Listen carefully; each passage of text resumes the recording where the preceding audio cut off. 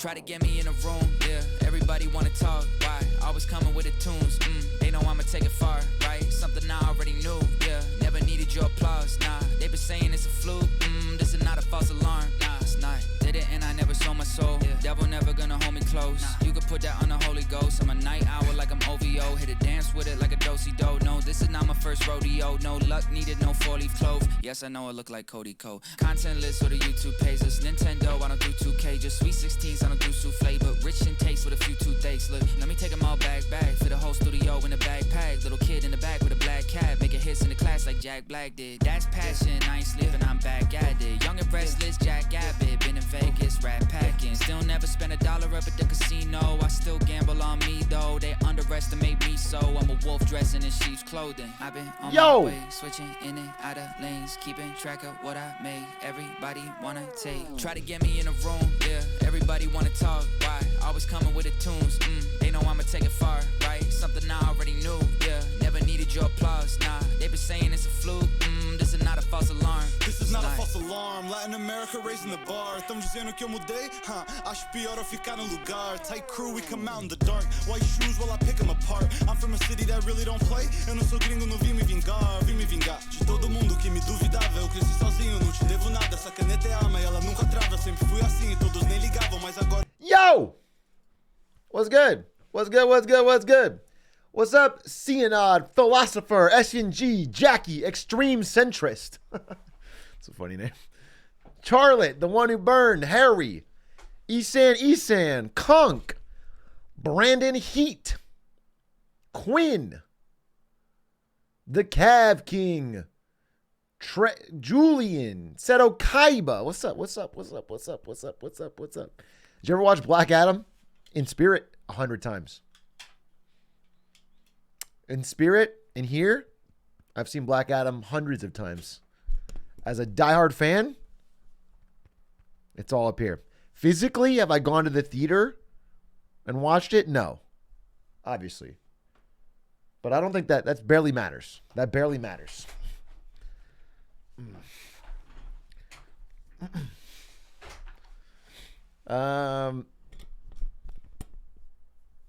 New fan, big fan, shout out Big A. Hi. There's probably a better way to phrase that sentence, but thank you and welcome, I guess. Yeah, I carry Black Adam in my heart. Black Adam's here, and it's here. But it's not here. You know what I'm saying? I don't physically need to watch it. Have you ever watched West Wing? No, to be honest, West Wing was like my dad's favorite show for a while, so I was pretty turned off by it. Thanks, Big A, on the Elon news. I made 1.7K this week with options. Did you short Tesla? That's pog. That's fucking hype as hell. That's hype as hell, dude. It's like a badge of honor. If you can make money shorting Tesla, that's always been my dream, dude. The problem is you have to be timing it right. I usually don't fuck with shorts. That's why I wear pants. Slam dunk, dude. You don't miss.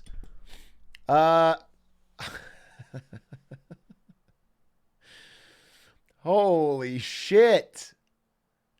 Yo, Big A, how do I find a stock that's about to rise? You know, they just find a bunch of YouTubers like $100 million for pumping and dumping stocks. So, excuse me if I don't answer your question. Excuse me if I don't jump in on that.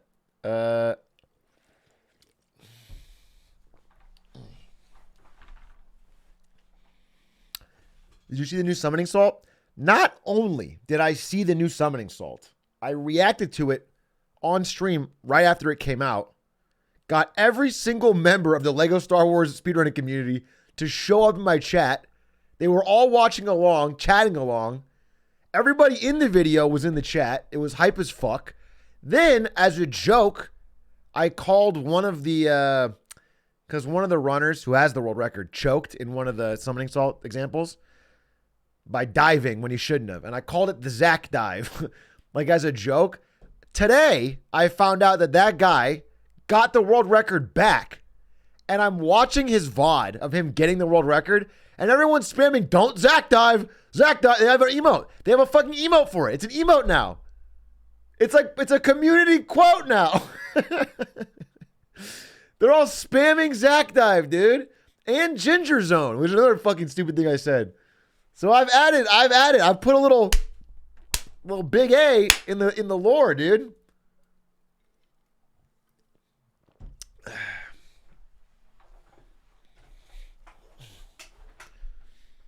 And I was watching Wii Super's channel yesterday. Wii Super, another major character in the video. And he said he had an idea for a Bros vs. Pros where me, Stans, and Lud are each paired with a different Lego Star Wars speedrunner. And we have to do the 2-player speedrun where we co-op, whoever beats it first wins. And I thought that was actually a pretty fire idea. There's zero shot we do it this year, as in this month, December. But January? I could be convinced. Most importantly, you know, however long I stream today, if you're here right now, I need to tell you something. Watch Germa's stream tomorrow. Germa holiday special tomorrow. Watch it. Don't miss it.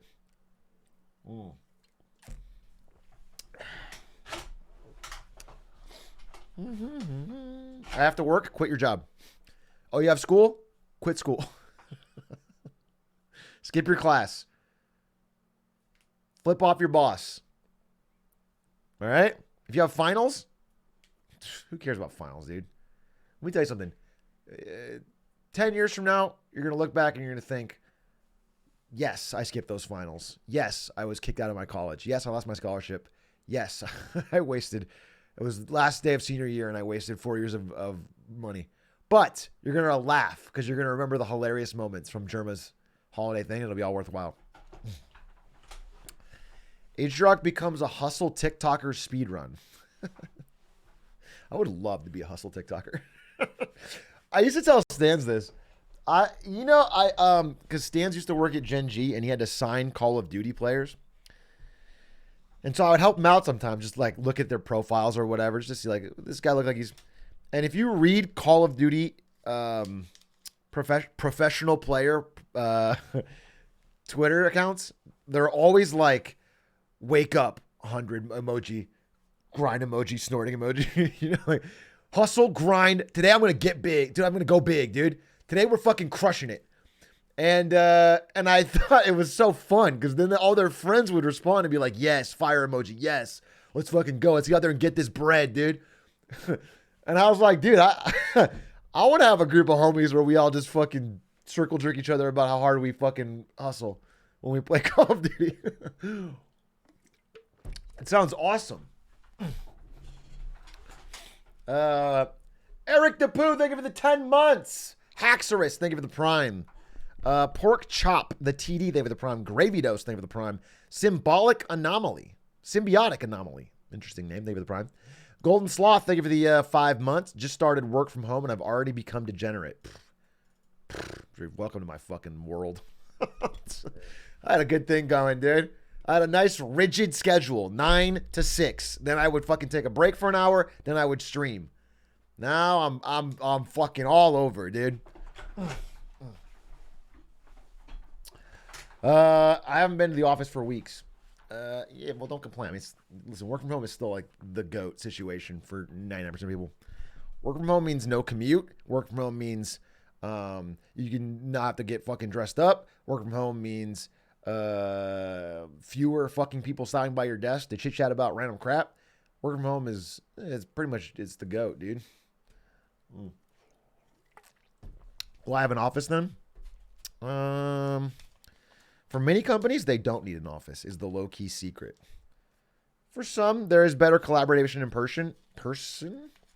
And then also, on the real, especially if you're fucking Gen Z first entering the workforce, it kind of sucks to start a company or start in a company as a remote worker. Kind of sucks. It's the low-key secret of it, is it kind of sucks to start there and then not know anybody and then have to try and figure it out via remote. That kind of blows. And it's very hard to like get recognized and noticed and like work your way up and get the random happenstance knowledge that you pick up from being, all that stuff is valuable. And that's why in person, I don't think is dead by any stretch. And there should, you know what? I would be totally down for like a hybrid kind of thing in an ideal world where there's a little bit more, whatever, but I don't know. Got to post a lot in Slack. That's not the same. Everyone knows it's not the same. Because the problem is almost everything on Slack is like one to many. You know, you don't get a lot of like one-to-one combos, mentorships, anything. Low-key, I think a good amount of millennials like in-person work. It depends. I mean, listen, I've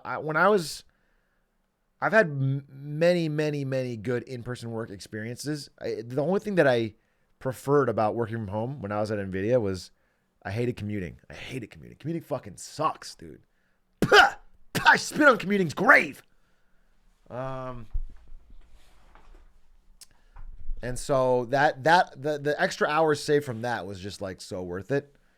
And if you guys don't know this, the number one predictor, more than a bad boss, more than low pay, more than anything, the number one predictor of unhappiness in a job is a long commute. Did you know that? Like for every 30 minutes you add to your commute, your satisfaction with the job drops like fucking 30% or something. It like collapses. So doesn't like you could even have a goated job and it wouldn't help. So I have an hour-long commute and it sucks. Hour-long both ways, as in 2 hours of your day commuting. That's sort of what I had at NVIDIA. I had 45 minutes. 45 minutes there, 45 minutes back. And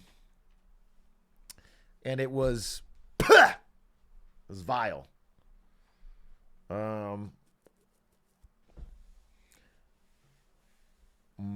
I used to drive an hour for work to GameStop every day for 2 years. Yeah, you're a fucking... you're a veteran, dude. You are literally actually stronger than the Marines.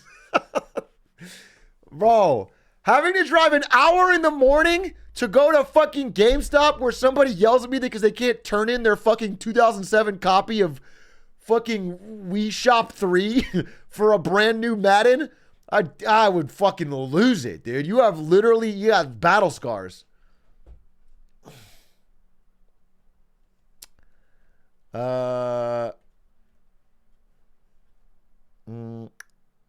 I decided to just jog to my job because LA traffic's unbearable. That's got to be a failure of city planning at some level.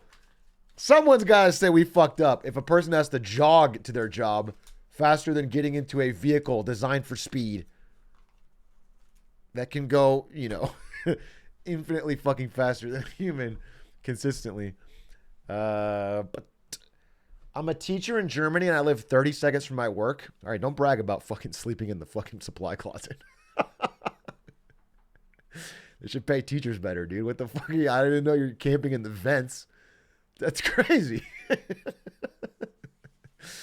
That's crazy, dude. You fucking roll. Yeah, you're changing it?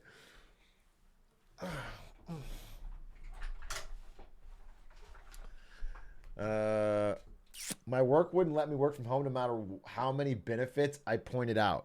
They said it didn't matter because I, quote, work at a grocery store. Those fucks, dude. Those fucks. You gave a fucking fair, compelling argument. Those fucks. These Jeff Bezos motherfuckers, dude. They're just fucking stamping people down. They just want control. There was a guy who changed at Microsoft without them knowing or working there, and he ran his own startup? Please link me if that's true. Some guy lived at Microsoft headquarters and didn't work there to do his own startup? That's the most gangster thing I've ever heard, if that's true. I do know, I don't know if that's true. You'll have to confirm it to me. But I do know of a true story where somebody got a job. I believe it was also at Microsoft. One of these tech companies, Apple, Microsoft, whatever, Google, and did not buy an apartment or a house and just lived there. And he saved so much on rent, they just stacked it all up. So like they got a job in, Google San Francisco and just lived there. And then maybe it was Facebook. And they did it for 5 years with a plan. They were like trying to save $1 million or something. So they literally had no living expenses, no food expenses. They just used all the food there, and they saved all the money, and they had like a 6-figure fucking tech job. And they added it all up and they bought a house. And I thought that was like insane grinderhood. Google has people who live in the parking lot. That's true. I had friends who did it. Yeah, it's insane. That's insane. Dude, it's so easy to sneak into Amazon headquarters. Just go as a guest. All right, but you sign in as a guest. I've been there. I've been to Amazon headquarters. I've been to Twitch headquarters. I've been to fucking Facebook headquarters. You sign in. There's a fucking front desk and a security, and then you have to get the guests to show up and give you the pat. You can't just. You have to know somebody. Didn't you live in the office? I did. I lived in the office for a weekend at Twitch, which I don't think is that bad. Oh, because I was locked out of my apartment. So I just lived at fucking Twitch. And I showered at the 24-hour fitness. And I fucking ate peanut butter bagels all weekend because they were free in the kitchen. And I stole everybody's... Where did I sleep? I stole all of the... Dude, like...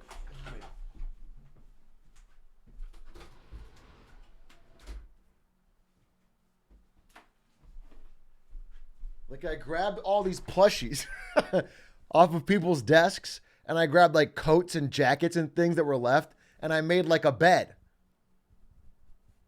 And then, if you've heard the story, it turns to be a problem when I try to put it all back and realize I don't know where the fuck it goes.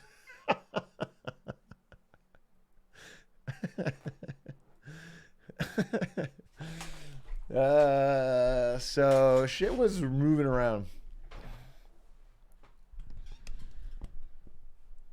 It was AOL, not Microsoft. Here's the story. Let's see what we got here.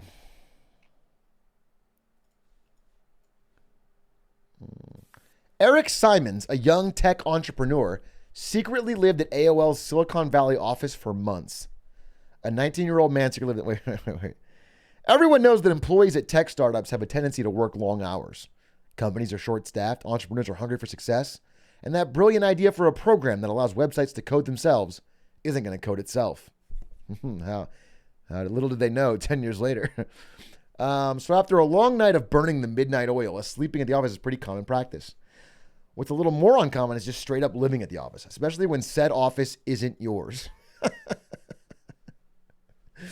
Like the founders of most young companies, Eric Simons started with an idea.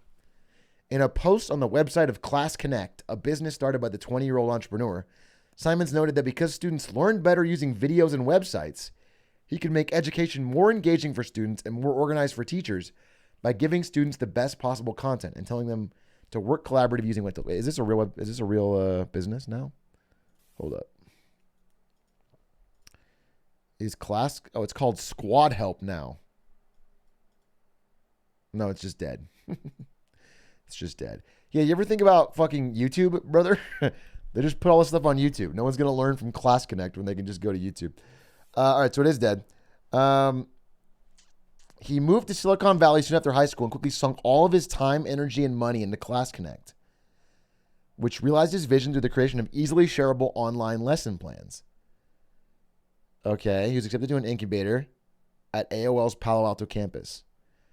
Entry into the 4-month incubator came with $20,000 in venture capital. There was only one problem. By the time the program finished, the money was gone. All of his partners had gone back to college, and he suddenly had no place to live. Okay. He weighed his options, and upon realizing that his entry badge still worked, decided he would sneak back into the AOL offices and simply live there. Bro! It's hard to blame Simons for wanting to spend virtually all his time inside their swank Silicon Valley digs. It was recently named by Inc.com as one of the coolest offices in the country. Full disclosure, AOL is the Huffington Post parent company. Okay. A little biased much? Can't imagine that fucking AOL is that cool as a fucking office. More important was that it contained everything he needed to survive and had enough non-AOL employees constantly flowing in and out that he'd likely escape detection. Also, it was free. They had a gym there with showers. I'd take a shower after work. I was like, I could totally work here. They have food upstairs. They have every drink on tap. This would be a sweet place to live. That's how I felt. That's how I felt when I first got the job at Twitch. Was like, my apartment in San Francisco was fucking filled with black mold. It was shitty as hell. I was sharing it with a chronic stoner who literally smoked 24/7. It reeked of weed. And the Twitch office was like this big, beautiful, multi-gigabit speed internet, break room, drinks on tap, fucking tons of free food, free snacks. My PC at work was like super giga-chatted strong, and my PC at home was terrible. And I was like, why do I even go home? So I only slept there for one weekend, but for the first couple years at Twitch, I would stay at the office till like 9, 10 p.m. I was basically living there. I would just sleep at home. Yeah, Twitch office in 2014 was like peak Silicon Valley, let's be like Google and have perks. There was like, all sorts of games and arcade machines and everything. Ari lived in Japan at the time. We didn't really reconnect till she came back to SF. I blame you for Bezos not letting his maids use the bathroom. Why do you blame me for that? How would that factor in? Anyway, what happened to this guy? He lived out of the office for 2 months, storing all of his personal belongings in an on-campus gym locker. During his first month, he managed to only spend $30. The security guys would walk by and assume I was just working late, which technically I was. Yeah, man. Just not at AOL stuff. Eventually, one security guard got wise to Simons' scheme and woke the entrepreneur during an early morning slumber. He was stripped of his security badge and forced to move out. Yikes. And then Ulu Ventures thought he had moxie, so they gave him $50,000.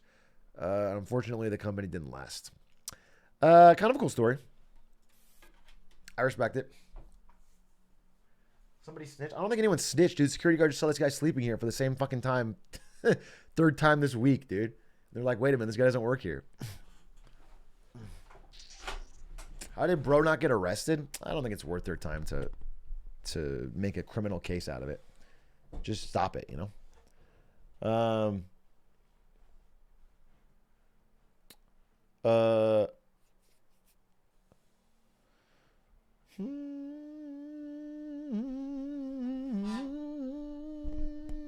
I think nowadays there would be a security concern, but I imagine things were lax back then.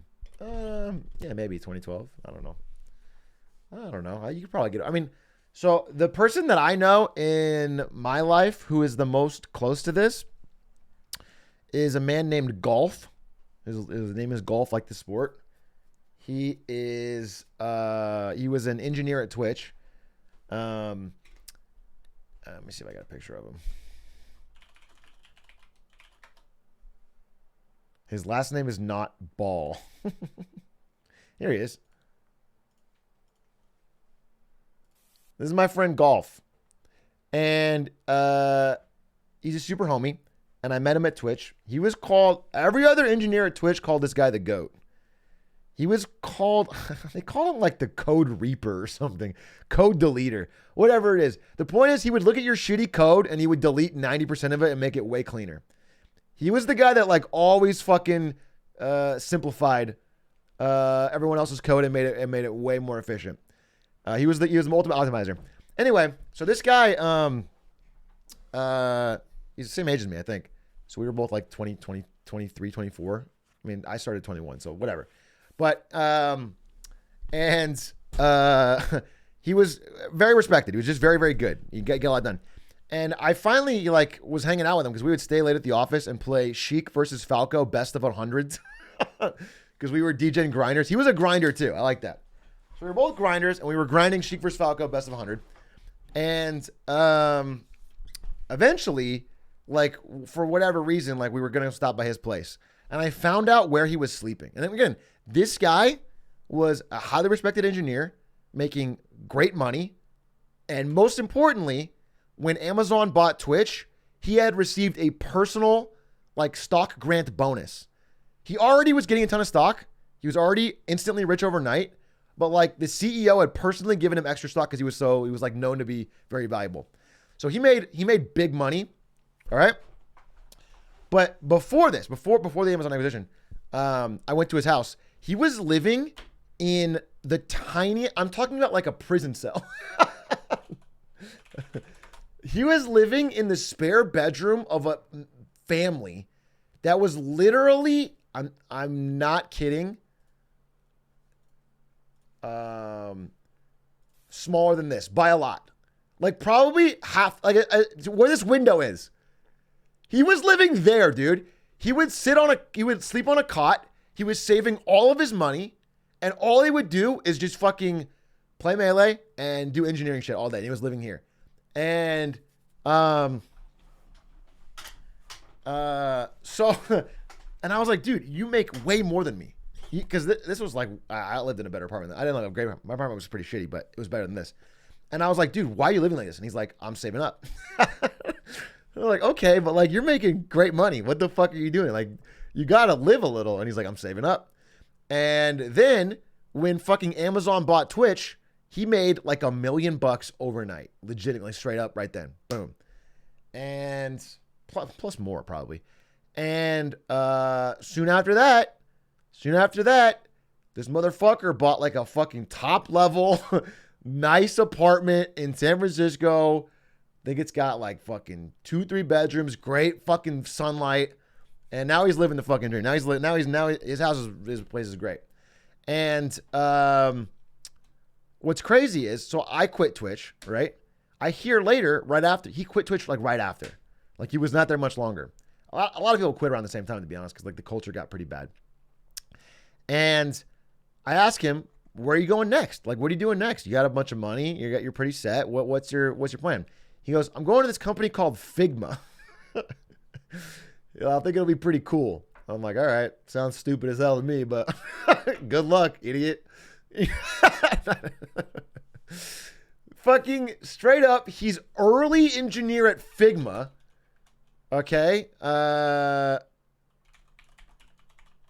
Then we catch up every now and then. I talk to him every year or so, to be honest, around his birthday or whatever. And this year I look into it and I find out Adobe bought Figma for $20 billion, bro. And he was even earlier at Figma than he was at Twitch. This motherfucker just fucking double whammy. Now he's set for life. This dude just locked it up.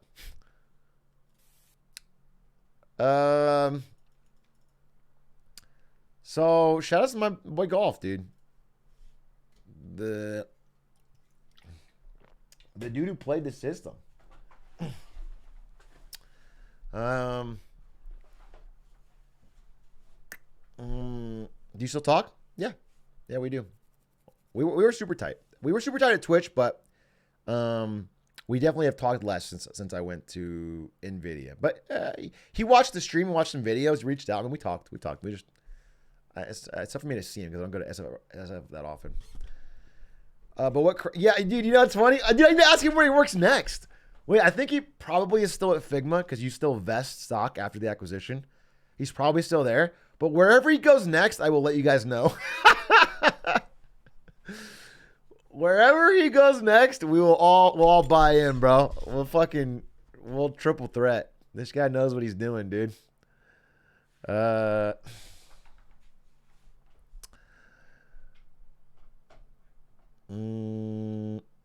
does vesting work? So when you sign up to work at a company, usually a tech company, they'll give you a grant of stock. You have your salary, whatever your salary is. Let's say you make $120K, and you also have stock. And your stock is not given to you all at once when you sign up. You know what I'm saying? Otherwise, you could just be like, all right, well, I'm gonna dip. You could literally show up, get a stock package from Apple or whatever, and be like, all right, that's pretty good, and then I'll quit, right? And they can't give it to you, 10 years down the road, because then it's not even worth anything in the negotiation. Like, that's too far away. So what they do is it's called vesting. So you get your chunk of stock usually on a 4-year vest. And that means about every year or every 3 months or whatever, every period of time, they'll give you some chunk of it. There's a small piece, and it's vested over the full 4 years. So most people, you'll notice, in Silicon Valley especially, they'll always seem to say like, hey, really love the company, but I'm thinking about exploring new opportunities exactly 4 years after they got the job. Either 4 or 2, but it's usually like right after. Like, it's a very common trend where no matter what their reasoning is, it always seems to line up with exactly 4 years or 2 years. And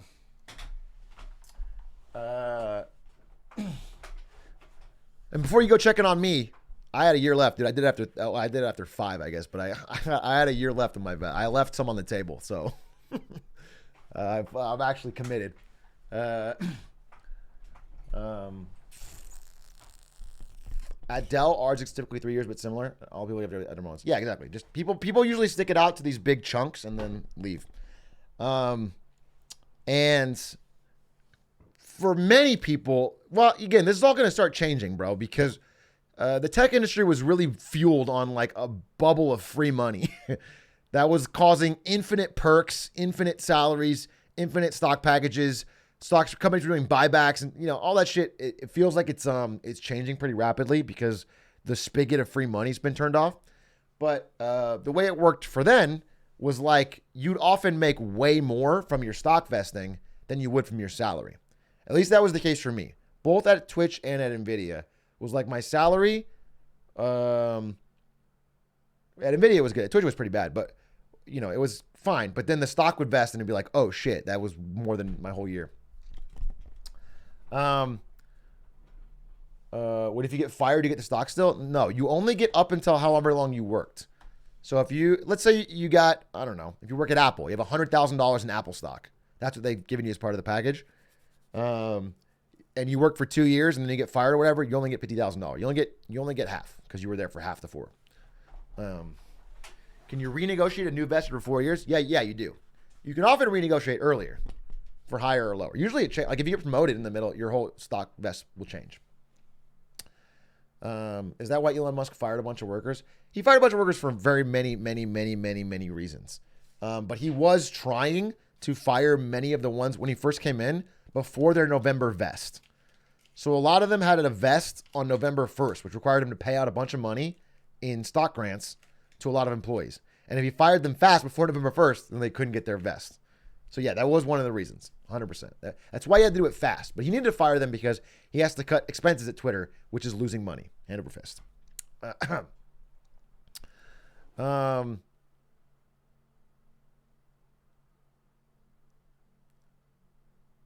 Some companies let you take it all if you reach a certain age before leaving. Bro, I'm 6,000 years old. They didn't let me take shit. I don't know.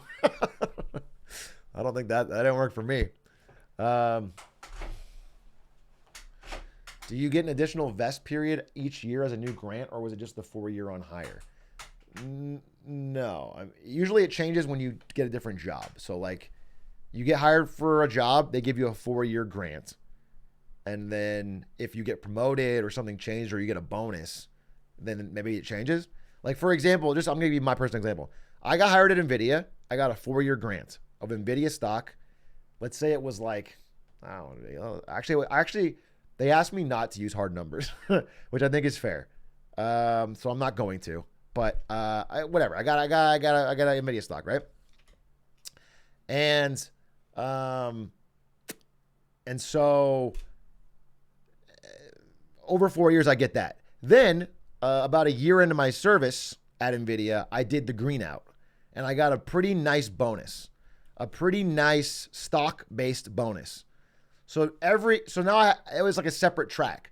So I got a new bonus that vested over 4 years, and then I got my first bonus that vested over 4 years. You know what I'm saying? So they were both going simultaneously, and they had a different start time and different end times. And so I would get multiple vests a year.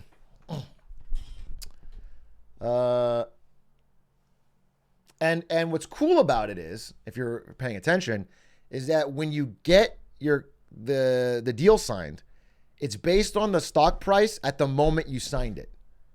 So let's say it's like let's say the random number 100K. So let's say it's a 100K stock package over 4 years. So every year is 25K. It's based on the value of the stock when it was signed. So if it goes way, way, way up, it's worth way more than 100K. Oh, I got a raid. Aiden, thank you for the 1 viewer raid. So yeah, like, you know, if the stock doubles, then your 100K package is now a 200K package. It doesn't like, it's not like they just get smaller amounts. You get, so that's cool.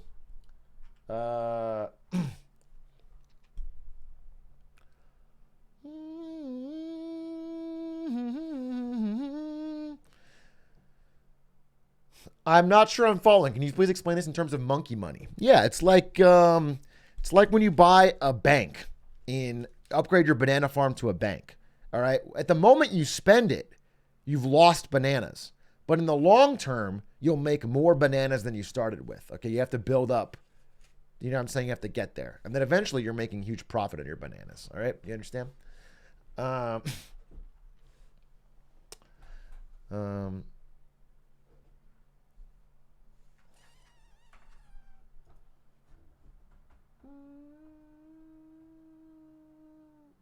Worked the opposite for me. I got stocks at the highest point a year ago. Oh yeah, it also works the other way. Dude, I didn't think about that because when I was working, I was in the fucking golden era. I forgot that, yes, if you get a 100K stock package and the stock halves, then your vest is half. And that's happening all over Silicon Valley right now because every company is down 50 to 80%. And so all of the pay packages they thought they were getting are, you know, half or less. Tesla in particular. I mean, a lot of people are paid with stock at Tesla, and now they have less coming than they thought they did.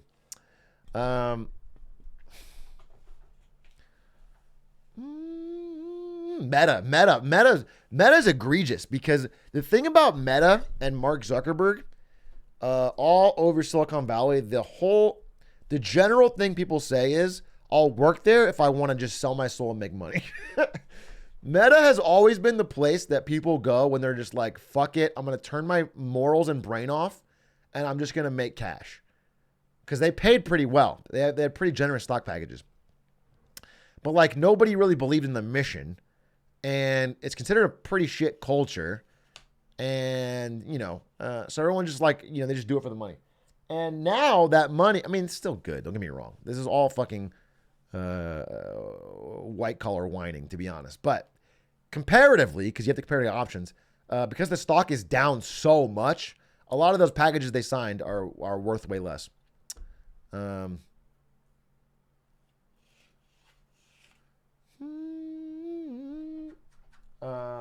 Yeah, I mentioned this. Netflix. So Netflix doesn't do this. Netflix is like the only big Silicon Valley-ish tech company that doesn't do stock-based compensation. They pay in bonuses, just cash bonuses, equal to what everybody else was paying. So they have set their salaries and their cash bonuses around what like peak stock values were for their competitors. And so when everything went down 80%, Netflix people were still paid the most. Everyone is still working at Netflix is still making like peak 2021 salaries, which is like the goated way to do it. Okay, can you sell your options to scalpers before they vest? You don't own them until they vest. So no, you cannot sell something you don't own, really. Maybe if you're talking like millions, you could find a way. There's like a complicated way to like pre-sell it to somebody guaranteed, and they pay you like a smaller amount. Yeah, I think that possibly exists, but like for the average person, I don't think it would work. How much can your income fluctuate from year to year? A lot. At least in my case, it was positive at NVIDIA, right? Because NVIDIA was on just a fucking massive upswing at the time I happened to be working there, which is just lucky, right? But like, let just example, right? So I started working around here, like this time, right? And so my income is like salary plus stock, steady. And then like, around here, it's like my salary's gone up like 3-4x if you think of the vesting without changing. My job hasn't changed, right? So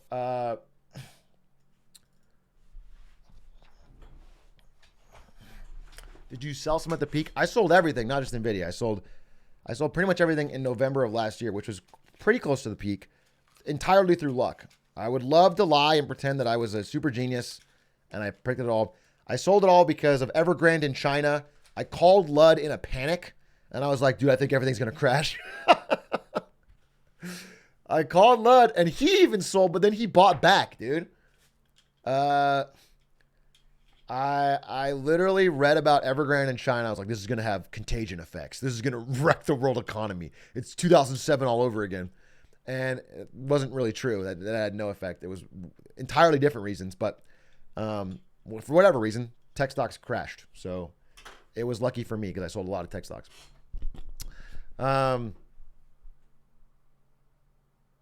You ever watch Taskmaster? No, it's more of a Stans thing. But if the new season's being uploaded, you should watch it with Stans. I'm sure they'll watch it.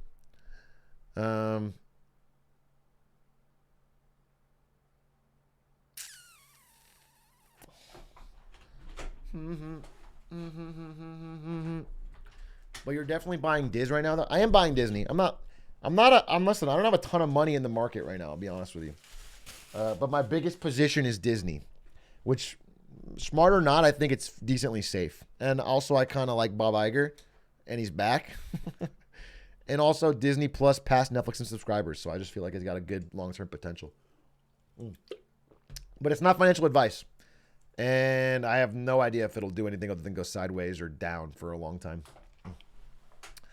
Nick Jarobo, thank you for the 1 viewer raid.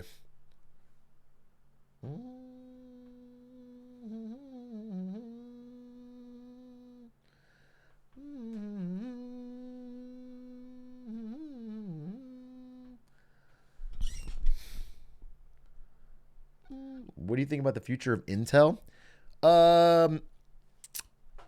Intel's interesting because I think they're a pretty shittily run company, but they are American-made chips. And in the future, or right now really, the world is becoming so multipolar between China and the United States that like there's a huge value in being able to make chips in America. And Intel can make chips in Arizona. And I ain't talking Lay's, you know what I'm saying?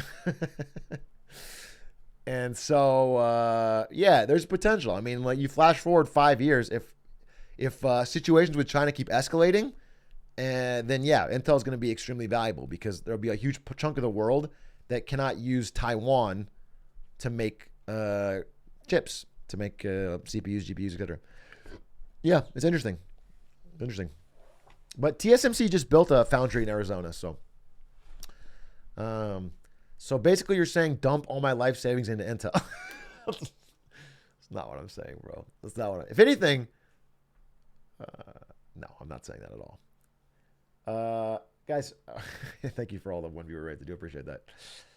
I'm just hoping TikTok doesn't become worthless. Well, I was going to talk about this on Monday, but you guys do know that there's like a proposal put forward in Congress, I believe, to just ban TikTok altogether. And it's like bipartisan. It's the Republicans and Democrats are agreeing to ban TikTok.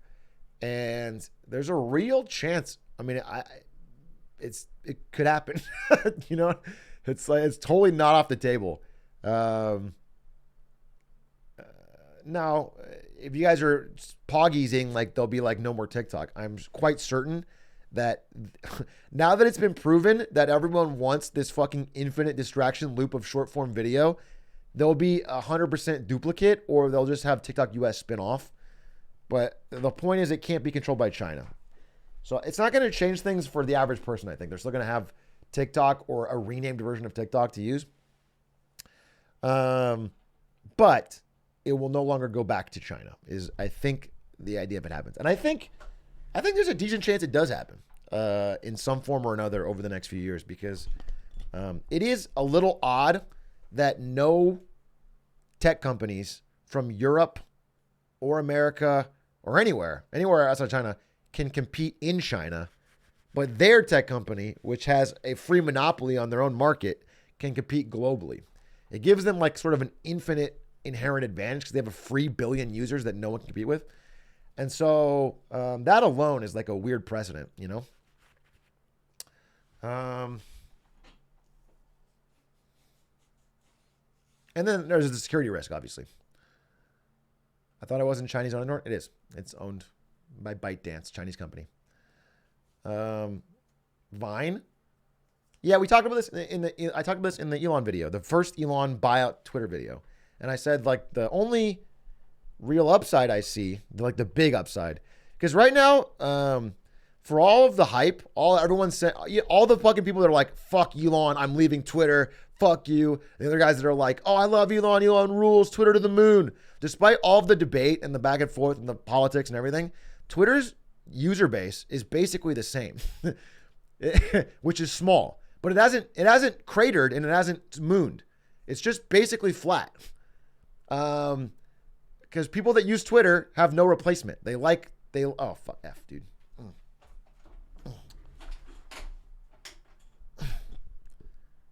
We back. Yeah, there's no real valid alternative to Twitter if you like text-based social networking. If you like real-time text news in short form, you know, there's nothing else. TikTok is amazing, but it rots your brain so much faster that it's scary. Like I can't be a consistent TikTok user. I tried for a while. I was using TikTok pretty frequently, and now I've taken a break because I just think it's so bad for my brain. I think it's like fucking high speed brain rot. So Reddit, Twitter, it's kind of stuff, but I like Twitter a lot. I use Twitter all the time, and I have no viable replacement. I don't think I would leave anyway. Unless the product gets worse, which it hasn't, for me, then I'm not leaving. I have no problem with whoever owns it. And so it's been basically flat. It's not changing or going anywhere. But what I'm saying is like, if Twitter stays flat, he's fucked on Twitter, because Twitter is already money losing. Now it's way worse and it's not growing. It needs to grow, not just a little bit, like a fucking lot, to even have a chance of like turning things around. And the only way that could happen, I think, is with Vine. I think that's like a real, TikTok gets banned, Vine comes back at the same time. It's good. Holy shit. That's a real opportunity. But right now it seems like he's just going to fucking burn through cash. From a marketing POV, do you think that China could pull off a rebrand, maybe add another color to the flag or something? Yeah, sure. China could add another color to the flag or something and do a nice rebrand.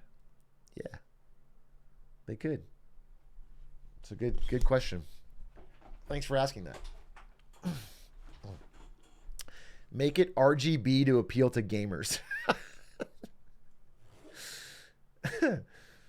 It's crazy because I'm waiting to see the consequences of China's decision to hardcore restrict youth gaming, because they've done a pretty significant job, from my understanding, of limiting youth gaming hours.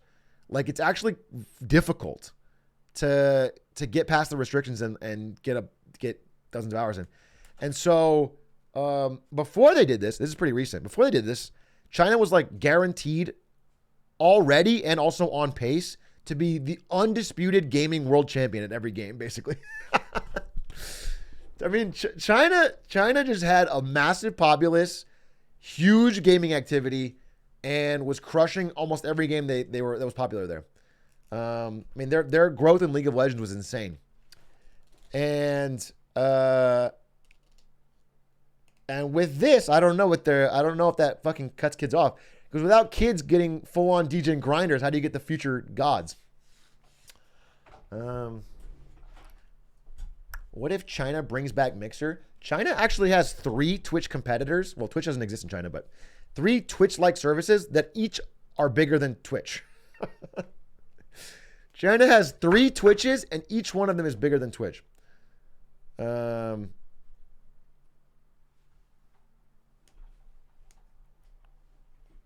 have a lot of people. They have a lot of people, and they're all on the internet. Yeah,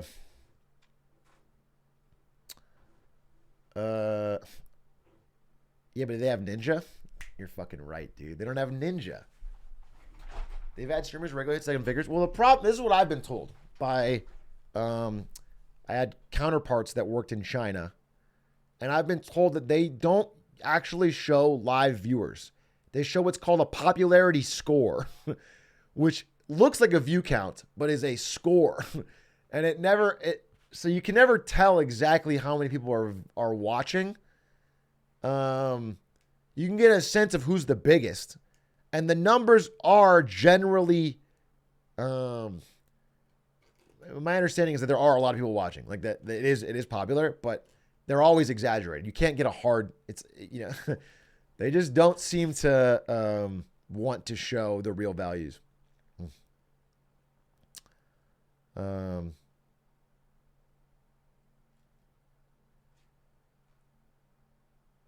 And I think some of it is like, so if you're one of the competitors, Twitch competitors in China, right? And your competition is showing millions of views for everything. And you don't. Let's say you have thousands. Let's say you have your biggest streamers like XQC, but Chinese, and he's got 80K viewers or whatever. That looks small. So the other one has 1 million, and this guy's got 80K. I'm going to watch the 1 million guy. So you have to compete. So suddenly your popularity score is up to 1 million too. You know what I'm saying? So I think they have tons of viewers, but I think they have to always, they're like in an infinite loop of like inflating it. XQG. That's gangster, dude. That's gangster. That happens with YouTube? Does it? No, I think YouTube's pretty accurate. I'm actually pretty impressed that YouTube has no competition. So I guess they can afford to be accurate.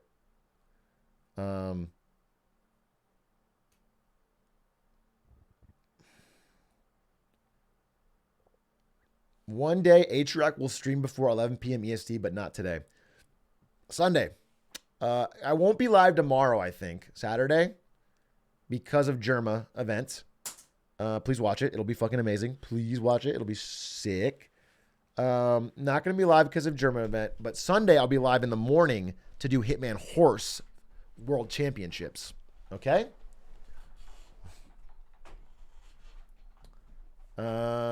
Should be like 10 or 11 a.m. PST on Sunday. And then I'll have marketing Monday. And then maybe a short stream on Tuesday, like a teardown or what, just a finale, like, and then I'm gone. Then I'm going home. I'm taking a break. All right, I'm a little burnt. I'm a little burnt. No, I'm fine. I'm actually fine. I feel pretty great. I'm fine. But either way, I want to take a break. I'm taking a week off. I'm going home. I'm gonna go see my family.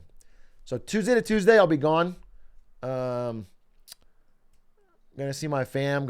Oh, you know what, dude? Do you guys have any ideas for gifts?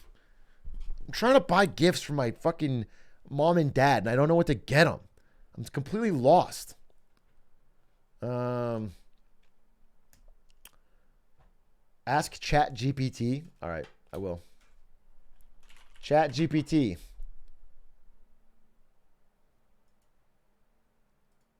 Do I have to log in?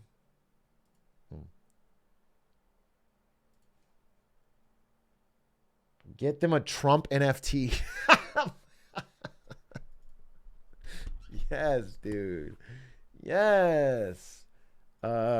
What gifts should I get my mom and dad for Christmas?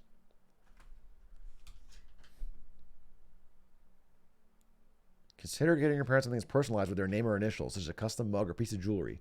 Experiences. What if I do a live stream for them, like an in-person stream? So I set up my laptop and I play Teardown in front of them and I give funny commentary on it and there's no chat. That's pretty awesome. That's a pretty valuable in-person experience.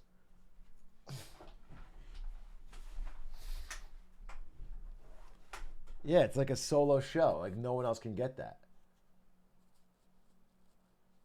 Why is one of the tabs Northern Lion IQ?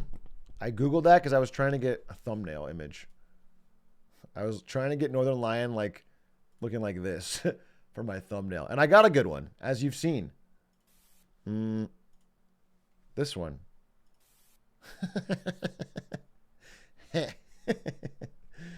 The fucking movie trivia god is logged on, dude.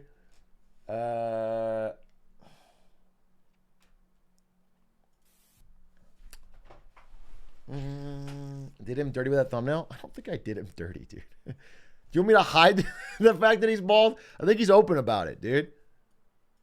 I am not open about it. That's why I wear this hat. He's bald. Wait, he's Leak Trioc? Leak Trioc leaks that he's bald?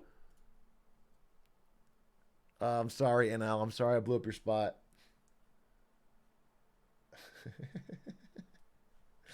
Video's doing pretty well. Insane view duration and watch time. Not normal click-through rate. Thumbnail could be better, I guess, but it's fine. Are you doing a re-release on Enron Hats too? I would do fucking a re-release on Enron Hats right now. The problem is Aiden Gaming is being worked like a slave, dude. Aiden Gaming works fucking 24/7 to make a new Smash tournament for Ludwig. He's got him working on 15 tournaments a year. And so Aiden is my only contact to get the factory going to make new Enron hats. And I can't ask him to work harder because he already works really hard. He's a sweet guy. So I don't know. Well, I'm trying, but he's got to get some free time. I don't want to like kill the man, and I want to get FTX hats too as well. So we're working on it. Yoshi Coder, thank you for the 5. We'll get him. Probably not for Christmas though. Blippy Jacob, thank you for the 31 months. OMG. Blippy Jacob, the original editor. Just sell them and figure out stock later. The true Enron play. Yes, dude. You're actually so right. The true Enron play is to just open up sales, then never deliver. Just fucking take the money and we'll figure it out later. We'll just shuffle things around. We'll have 100% profit margin.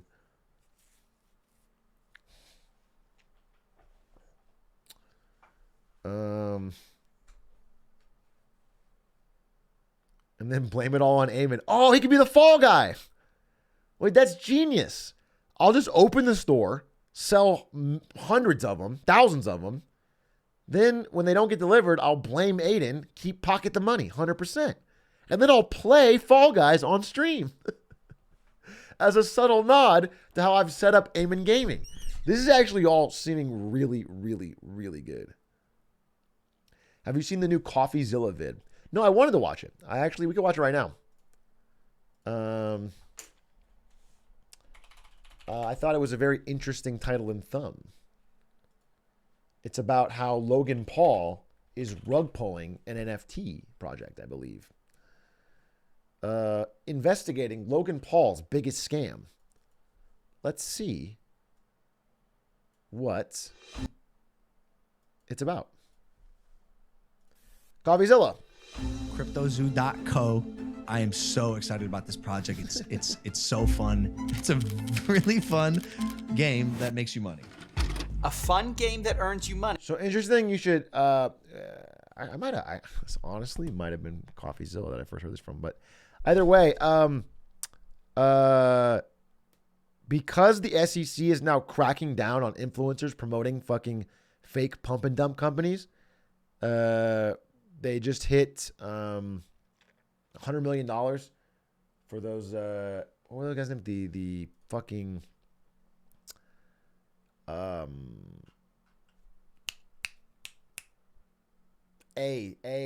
Avast. What was their name? What was their fucking name? Either way, the Atlas Trading. Yeah, those Atlas Trading YouTubers got hit with $100 million fine, et cetera, et cetera. And so what you're seeing is a lot of YouTubers who have abandoned NFT projects and crypto projects are like opening them up again. The Discords are getting reactive. They're making posts. The Twitter accounts are coming back online because they need to make sure they're legally protected from just abandoning the project. They have to like at least fake like they're doing something. So a lot of this shit is like starting to like come back online in some way because they're worried about legal consequences. Money. How much did you guys make from CryptoZoo? I lost around $50,000. Jesus. I lost $40,000. Jesus. Around $15,000 US. I lost $25,000. $120,000. Oh $500,000 no. Australian, which is $500,000 in CryptoZoo. Shut up! No, you haven't. Yeah, 500K.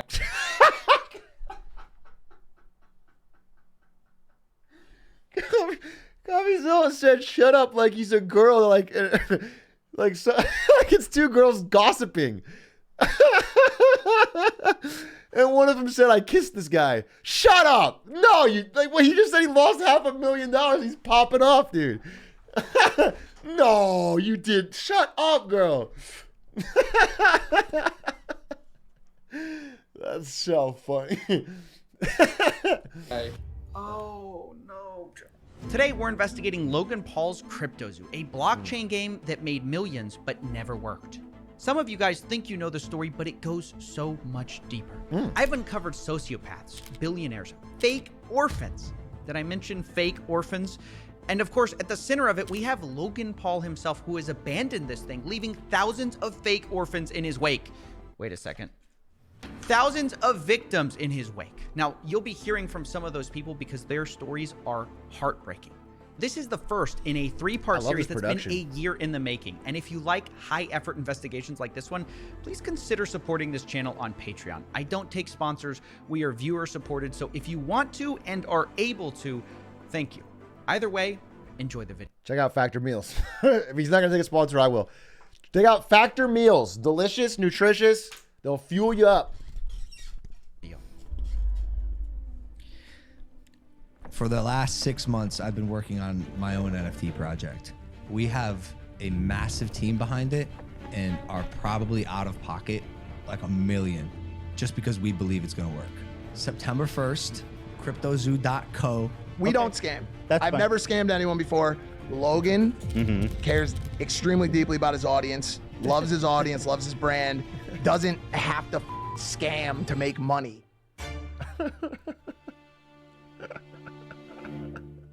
Welcome to part 1, the $1 million mystery that began this whole story. Like many people, I first heard about CryptoZoo from a podcast Logan runs called Impulsive, which was the experience of a lot of people that I spoke to.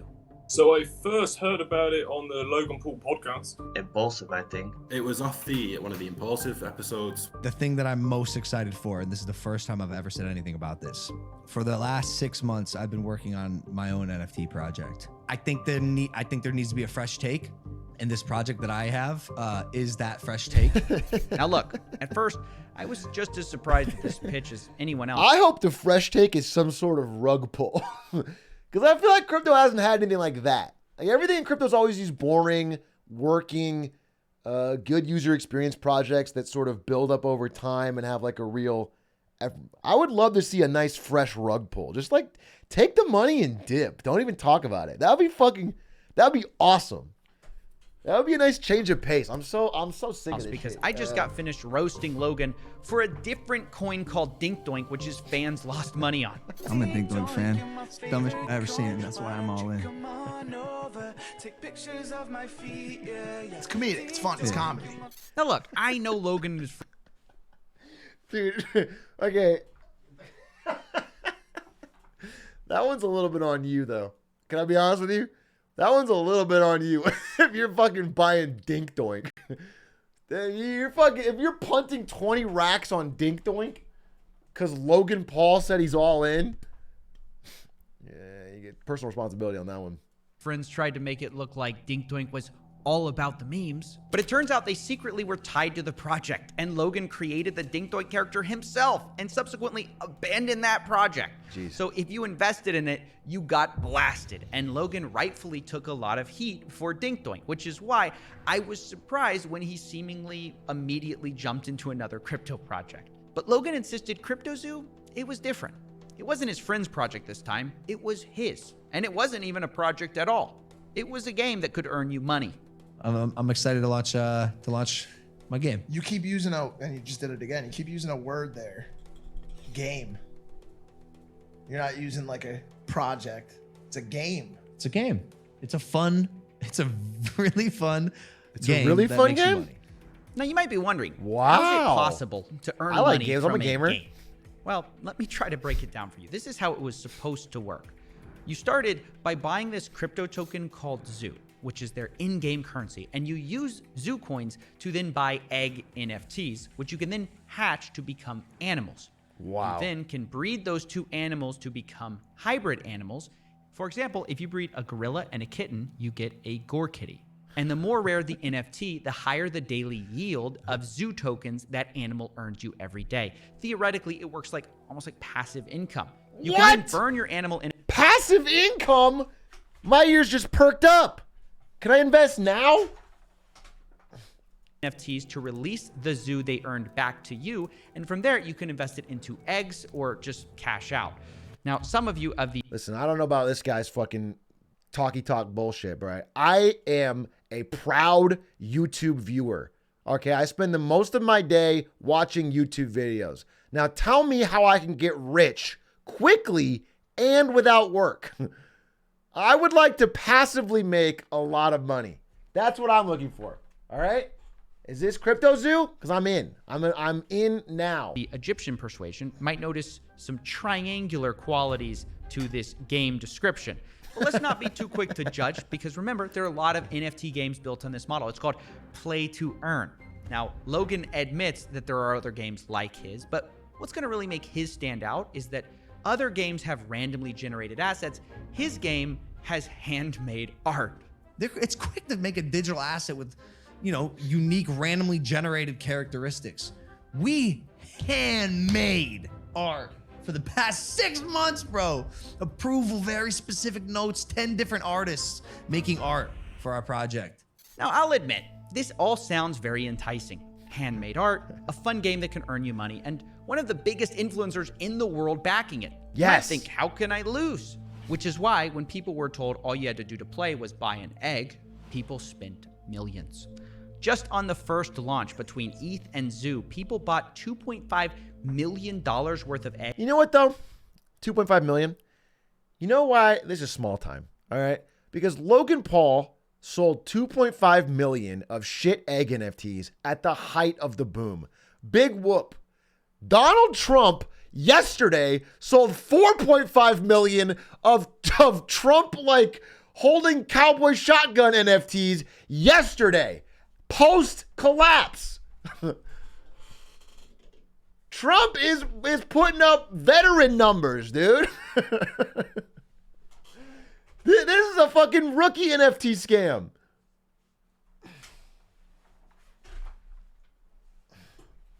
Eggs in the first day. And did I mention the game hadn't even been launched yet? All people were buying was the marketing and the promises. And it wasn't just the NFTs they bought either. The Zoo token also skyrocketed in value, reaching a $2 billion market cap pre-game launch, right? The trading volume was in the tens of millions of dollars per day, which insane. $2 billion market cap on Zoo token, of which I'm certain fucking Logan Paul owned fucking 92%. Because every one of these tokens, they fucking, they unlock all of it for insiders before it's up for sale. And then it fucking pumps and they dump it on the retail. Kind of is like Fortnite not coming out, but people trading tens of millions of dollars in V-Bucks every day. That's what this was like. And I know it sounds stupid to buy an influencer project, but you have to understand, people saw Logan as different. It was Logan Paul at the end of the day. An internet personality that I actually trusted, that I actually kind of believed in. Obviously, when someone so influential releases something, everyone wants to be a part of it. I still believed in this false fallacy that everyone else started believing, that Logan Paul's a changed man. I thought it was a safe place having a guy like that identified, like Logan Paul being the head of the project. They had seen this story. Unrelated, but Ludwig was telling me about this new thing called Ludcoin that I think actually could really change the game. And if you guys, I probably shouldn't let you in. I shouldn't tell you about this secret, but if you guys want to get in early, I think he's been saying that a few trusted buds, if you will, could get in early on this. So I'm going all in myself, but if you guys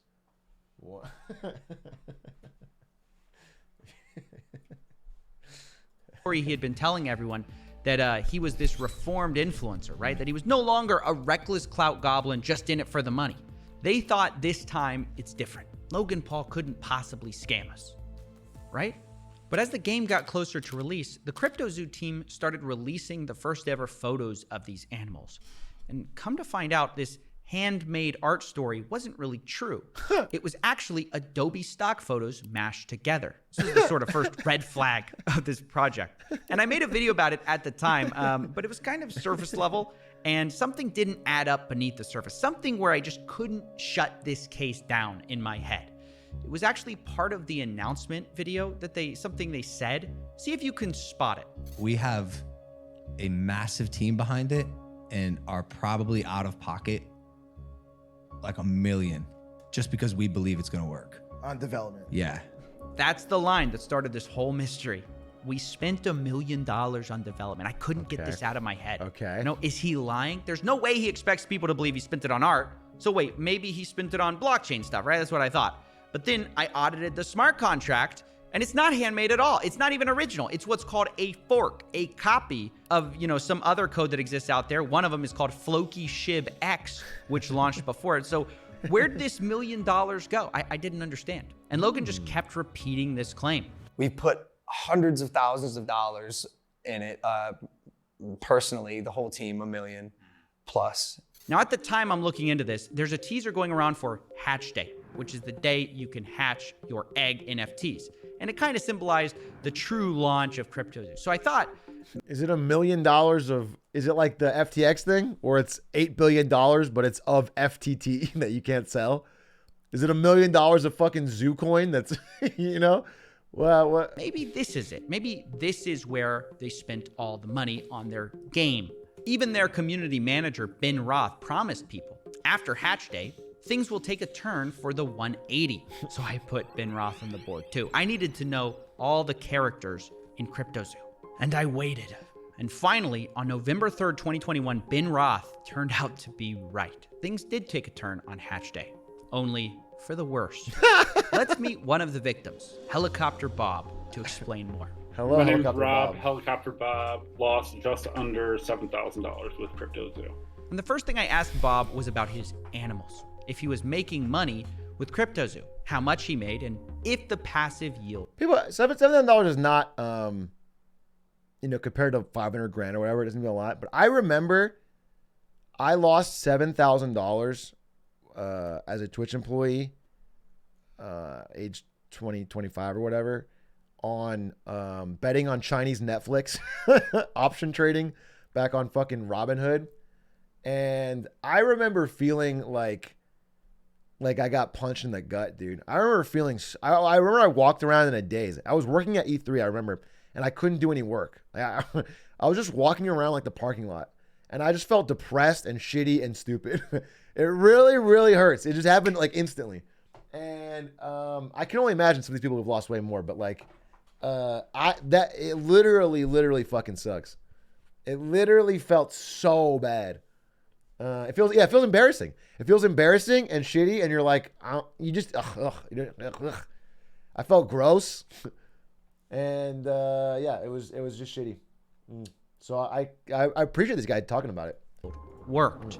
Oh, it never did from the beginning. It wasn't even written into the contract where it showed that you were actually yielding zoo, but there was nothing that was actually, backing that up. There was no way to claim your yield. There never was. Wait. Play that again. Did you hear that? There was no way to claim your yield. There never was. Hold on. The core mechanic of CryptoZoo, that you can make money with these stupid animals, didn't even work on launch day. And still, to this day, a year later, still does not work. It's coming. Is what the investors. Guys, let's trust Logan here. Come on, this is Logan Paul we're talking about. Okay? Come on. You give him a chance. Give him some time, dude. I trust him. You see his hair? Let him cook. Are saying, which this is just crazy. People spent millions of dollars on these eggs. But it even gets worse because I kept talking to people and I discovered something. Because remember I told you you could buy eggs with those zoo coins? Well, apparently they also made it so you could buy them with Ethereum.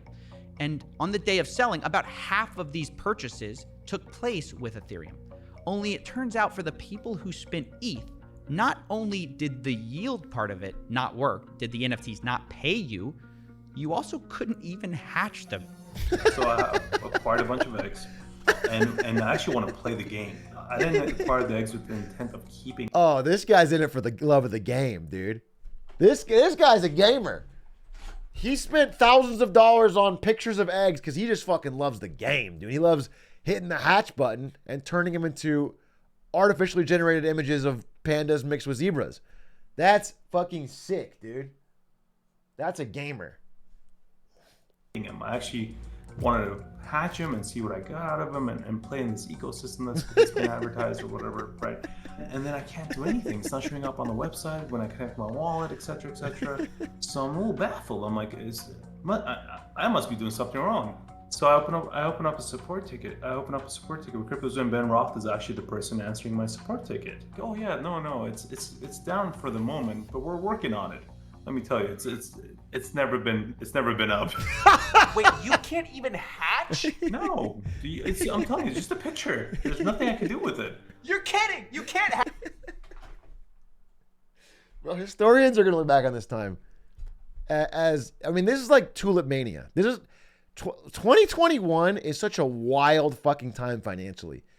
The fact that there was a time where people, not even people, unproven fucking YouTubers could sell you a picture of an egg for thousands and thousands of dollars. And that was considered like decently normal. Like it wasn't the craziest story of the day. Like only now we're thinking this is a scam. Like that was normal. That's crazy. That is so wild in the context of history. Hatch? There's nothing I can do with it. You could ask any of those community guys. That's basically worth nothing whatsoever. Wow. So on launch day, basically nothing worked, and a year later, that's still true. Now, after this was discovered, the price of Zoo fell 63% in just 24 hours. And at this point, Logan Paul basically goes silent on CryptoZoo. No more podcast mentions. No more saying he handmade art. CryptoZoo already got millions in investments, but Logan only speaks in the Discord twice over the next year to say, quote, sober, currently shaking my head, and yo. That was his contribution. Okay, let's give the guy a break then. He's actually contributing. Oh, F. We back. Here, go back because you have to see this part. Go back. Paul basically goes silent. All right, this is when Logan Paul goes silent. So the price crashes. We're back. All right. What he was saying was, hatch day happens, nothing works, the price crashes, all right? In just 24 hours. And at this point, Logan Paul basically goes silent on CryptoZoo. No more podcast mentions. No more saying he handmade art. CryptoZoo already got millions in investments, but Logan only speaks in the Discord twice over the next year to say, quote, sober, currently shaking my head, and yo. That was his contribution to this project. Meanwhile, his community manager, Ben Roth, was actively claiming that Logan was going to be marketing CryptoZoo any day now. Yo, dude, how he's contributing, all right? Because you're not just buying the egg, okay, for the money. You're buying it for the community. And if Logan Paul's in there dropping yos, he's working hard. He's contributing. He's putting in his own time, effort, blood, sweat, and tears. It was honestly worth it for that yo. He told people things like, Logan is an uncontrollable marketing guru. It's over when we launch. And when we have a product to market, it'll get marketed. And marketing will crush. I promise you. And this disconnect between Logan abandoning the project and his team on CryptoZoo saying that it was going to be any day now, left investors feeling like they were being led on. All he had to do was go on and tell us, look, there's something going on with this project, I'm abandoning it, or whatever, before people got more and more trapped. And promising, yeah, this is going to be great. But when it came to actually doing anything, he just hid away from it. Have some decency to come out, talk to the people that invested initially, that invested along the way on all of the fake and false promises, on all of the false hype. What I want to see. Away on all of the fake and false. I can tell you I had a fantastic talk with Logan today, and this project will kill it, no doubt. Bro, this guy's a fucking scummy liar. Holy shit. False promises and all of the... Regardless, 0% chance this ship doesn't sail in terms of development. The false hype. Never not feeling bullish. Tough times don't last. Tough teams do. Bro, you're not a Marine. You are making fucking pictures of eggs to sell to impressionable children. Fuck. And be honest with people. Because surely Logan Paul, who's got this $1 billion hydration company and a WWE star, is got enough money. He doesn't need to rug us lot. And it's because of these false promises about marketing that these poor investors believed in CryptoZoo so long. They sat and watched every Logan Paul episode trying to guess and decipher when this so-called marketing push would happen. And Logan and his team really fed into this with a lot of cryptic messages. Only a month after CryptoZoo's launch, actually, the hatch day, they started teasing this. Not too much of this is out, but he's been working on a massive project. And one of them will be the biggest thing I ever do. It's like my life and soul is put into this project, which is where most of my time these days goes. Wow, surely this secret project that Logan put his soul into is CryptoZoo, right? You know, the project he launched a month ago? Well, his fans certainly thought so. I'm like, holy cow, it makes so much sense. He's talking about CryptoZoo. Ben and the dudes are like putting smiley faces. This is extra fucked. This is extra fucked because this guy knows Logan ain't talking about fucking CryptoZoo. Can't say. Can't say. Can't say, but who knows? And egging the rest of the community, like, this is it, guys. You know, this is what we've been working towards. I mean, this is it. This it's finally happening. Logan's gonna market the project, and they kept saying that Logan's gonna market the project, and it's gonna change everything.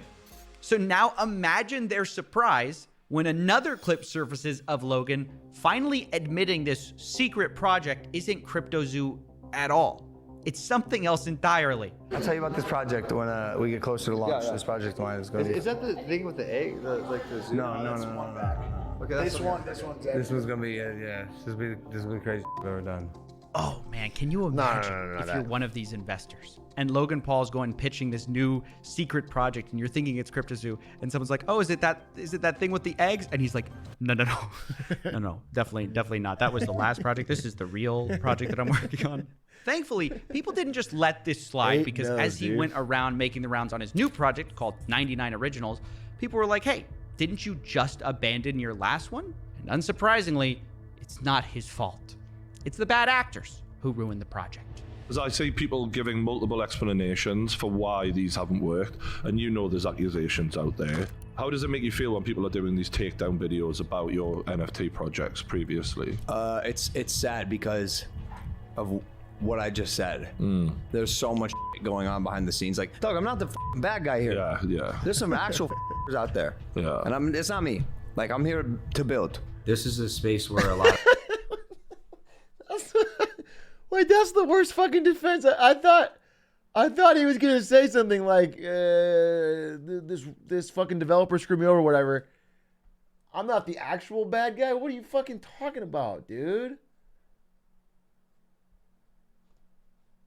Are you saying there's a murderer out there, so you're not the bad? Like, is this argument that someone out there is worse? There's a war criminal out there? What are you guys mad at me? I'm just rug pulling children. There's war crimes in Syria. No, yeah, we're just talking about this. You're stealing from people. of people do see dollar signs. Like any burgeoning industry, if there's money to be made, there's going to be both good and bad people. There's a lot of shady characters in the crypto space. I'm learning all of it. We had an issue with CryptoZoo where our lead developer took the code that he made, fled to Switzerland, and like held it hostage for $1 million. Like behind the scenes drama that took let's investigate that and stuck it in the spokes of my wheels.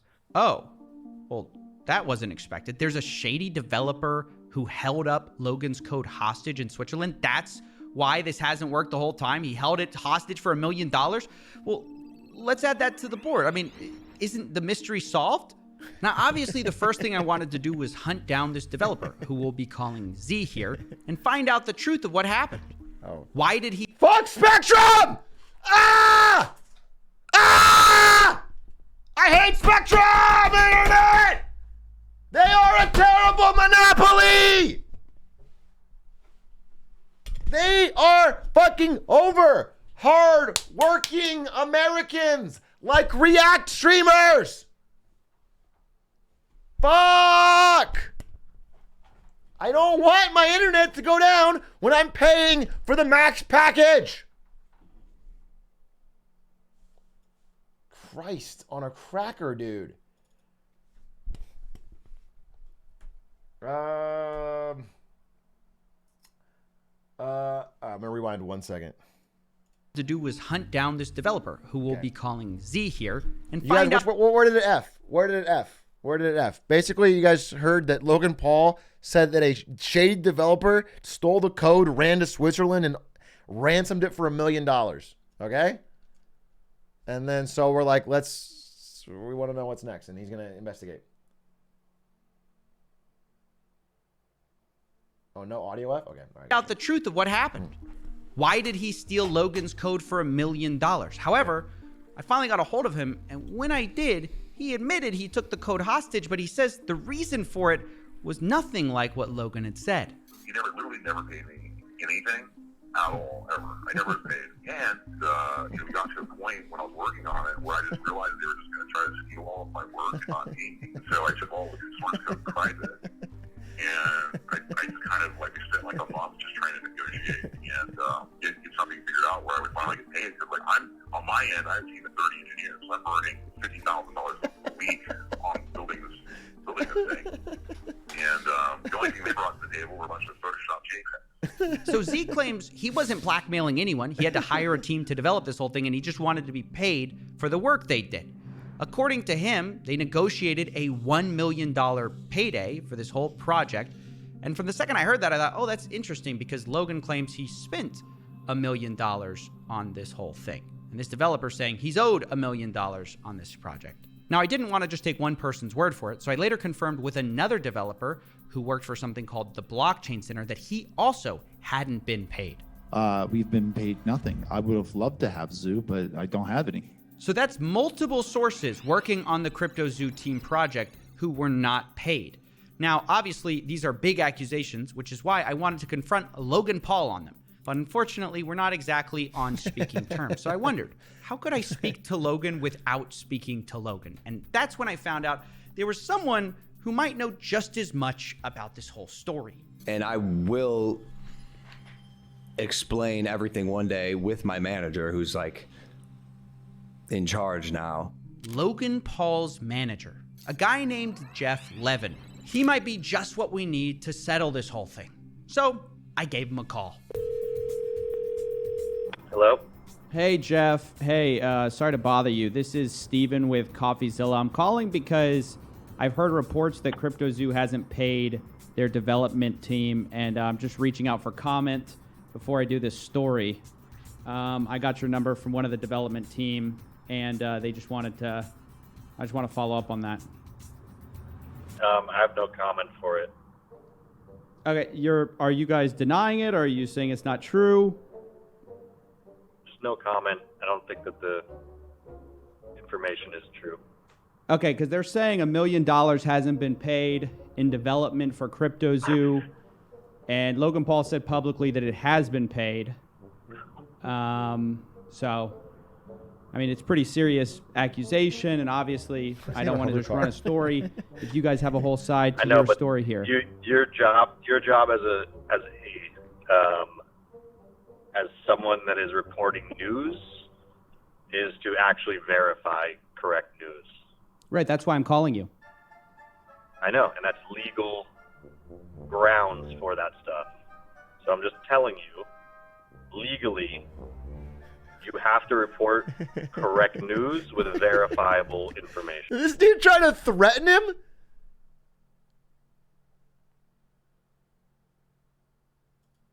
Right, that's why I'm calling you. They've given me a lot of things. A lot of evidence. Okay, well, okay.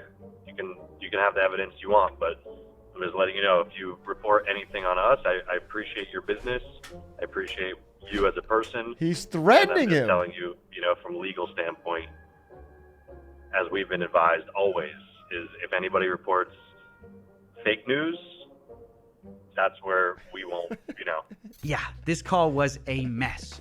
Jeff, Logan's manager, seems to be implying that I'm not allowed to repeat allegations his own development team made, even though Logan can go on podcasts and publicly accuse those developers of stealing his code. Not only that, he's the one who refuses to provide any evidence, but seems to sort of be implying that maybe we'll sue you if you tell this to anyone, which he then denies doing when I ask him if that's what he's doing. Told you I have no comment to it. Telling you once again, from a legal standpoint, you have to report truth. If you do not verify truth, then you're just allegations, and those then will be handled the way that we want to handle it. Wait, so you're saying you refuse to give me proof that the allegations aren't true, but if I report on the allegations, you guys might sue. No, I did not say that. I did not say that. All right, I'm trying to read between the lines. Don't read between the lines. Okay. Listen to the exact words that I'm saying. Okay. Listen to the exact words I'm saying. I'm listening. I have no comment. Nintendo to VGBC, dude. Listen to the words that I'm saying. You can run your tournament. You're not sanctioned. Listen.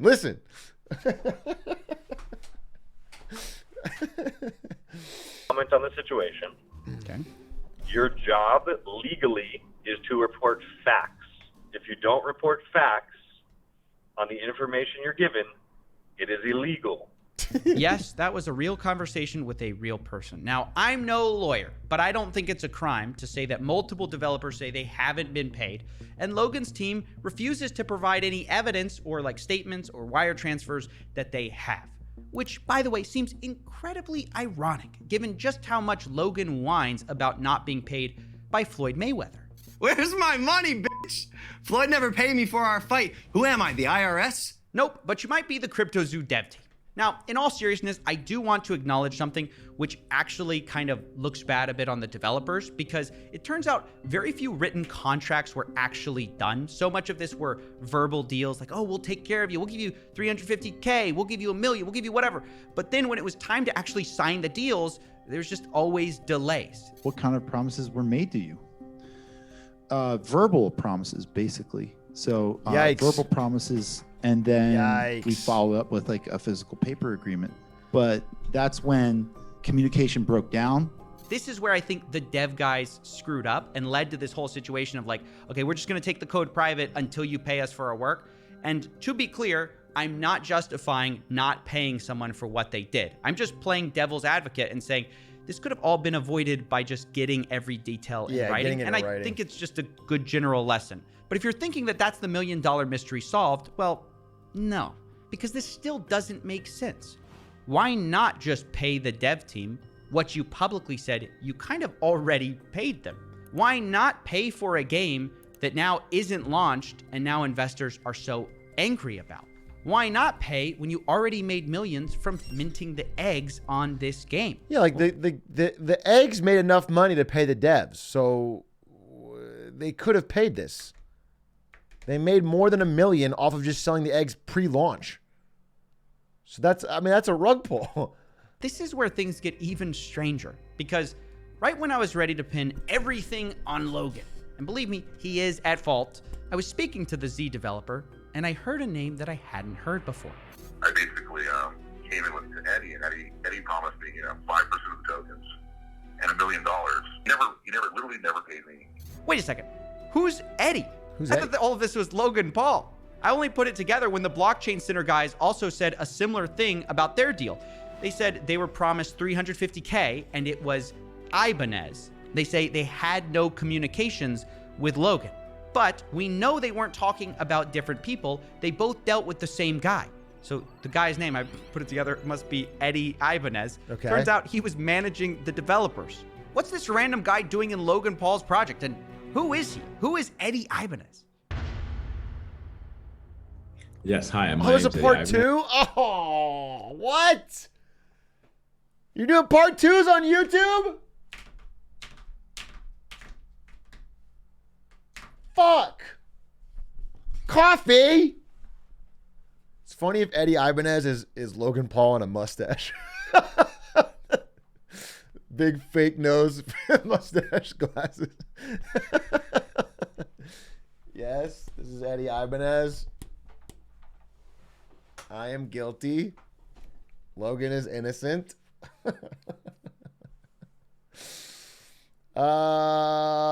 Fuck, dude. I feel so blue-balled.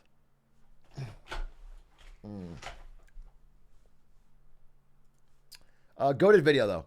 Dude's been crushing it. Legitimately crushing it. Legitimate, huge Drakes. Hats off. Really, really, really, really impressed with his work as of late. And much needed. High effort investigative journalism on YouTube for a younger audience. Or some more internet savvy audience that goes into this stuff. It's good.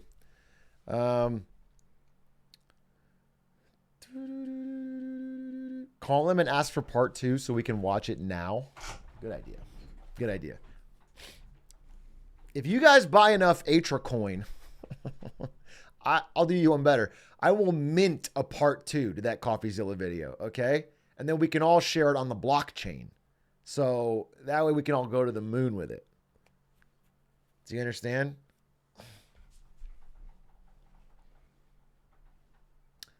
Oh my God. Wait, what if he never makes a part 2? What if the whole thing is a meta commentary on rug pulls? Now you should trust no one, not even yourself. Holy fuck, dude.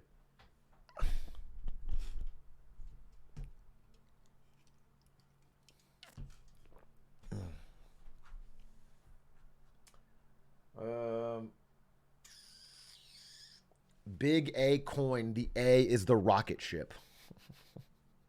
He's a marketing mastermind. When he puts his marketing engine behind this, it's gonna moon for sure.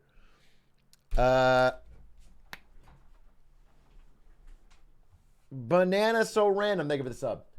Shrax, thank you for the 31 months.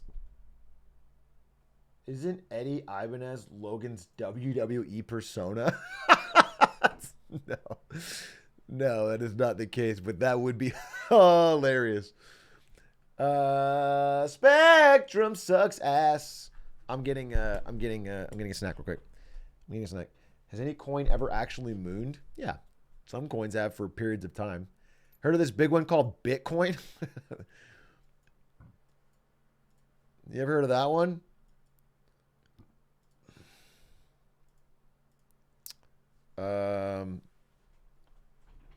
But, in general, they've all been pretty poor bets, to be honest, long term. What's this?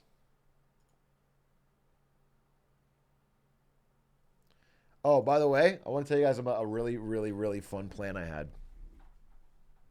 So you guys know that on Sunday, all the homies here in the City of Angels are probably going to, all the Melee homies at least, are going to be watching Scuffed World Tour, the tournament that Aiden's putting on that Ludwig is paying for, right? You also know that this weekend, James Cameron is releasing Avatar: The Way of Water, Avatar 2, a 3-hour visual high-fidelity epic. So I came up with the idea, what if we partake in some edibles and watch like a midnight showing of Avatar: The Way of Water in IMAX 3D? And apparently a lot of people agreed because we got a squad. So I think I'm doing this. This weekend, and I will tell you guys all about it. Let me get a snack real quick though.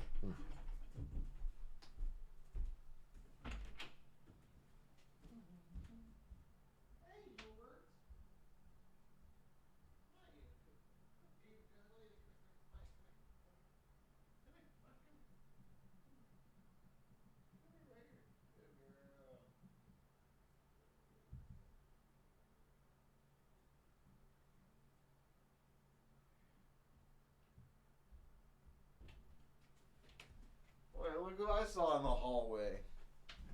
Gabos Mayulas with her bandana. What a fucking cute dog. Holy moly. What a sweet fucking dog. Oh, look at you and your bandana. You're the sweetest dog in the world.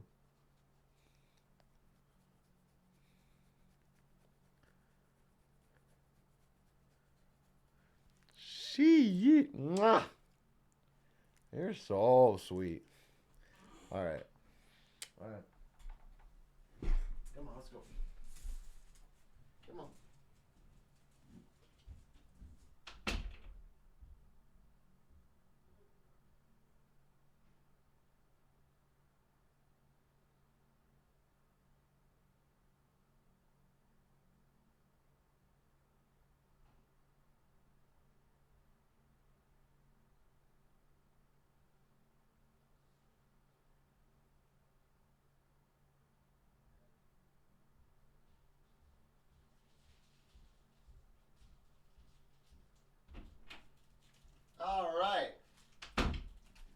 All right.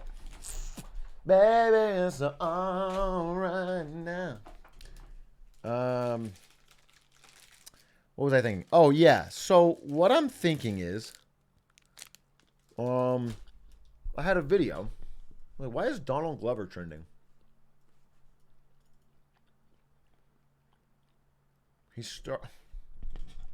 What?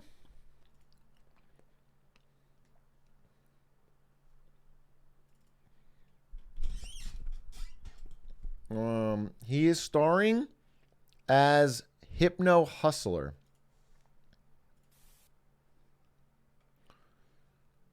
Donald Glover will star as Hypno Hustler? All right. Never heard of him, but...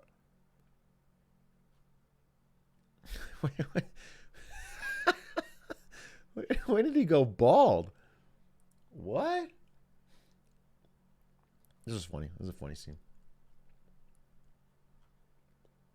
I need to watch the latest season of Atlanta. I still haven't watched it. Anyway, sounds cool. Sounds fun. Oh yeah, I was DMing Hassan. I actually DM'd Hassan because I tuned into his stream today, and he said something that really, really made me laugh. So I sent him a clip. This is this. You bring? He was talking about Elon. Do you bring to the world compared to him? What a bozo. OML. I love games. BB2. Oh my god. I'm so sad. Dude, you are literally a peasant. You are a peasant. You are a slave. You are literally justifying it. You are the type of person in the fucking medieval era that would snitch on every other fucking surf going, "My lord, we had extra grain this year, my lord. We didn't give it all to you, my lord. Please punish and take the hands of my other serfs, my lord." That's you. That's you, bro. "The other peasants are bozos, my lord. Me, though, I would never." That actually cracked me the fuck up. Because I get a lot of just hardcore Elon types in my comments. That hit me. That hit me good. That really made me fucking laugh. His voices were good for sure. I did not see the debate. I actually watched a grand total of maybe a minute and a half. And I just happened to hit that point, and it was just hilarious.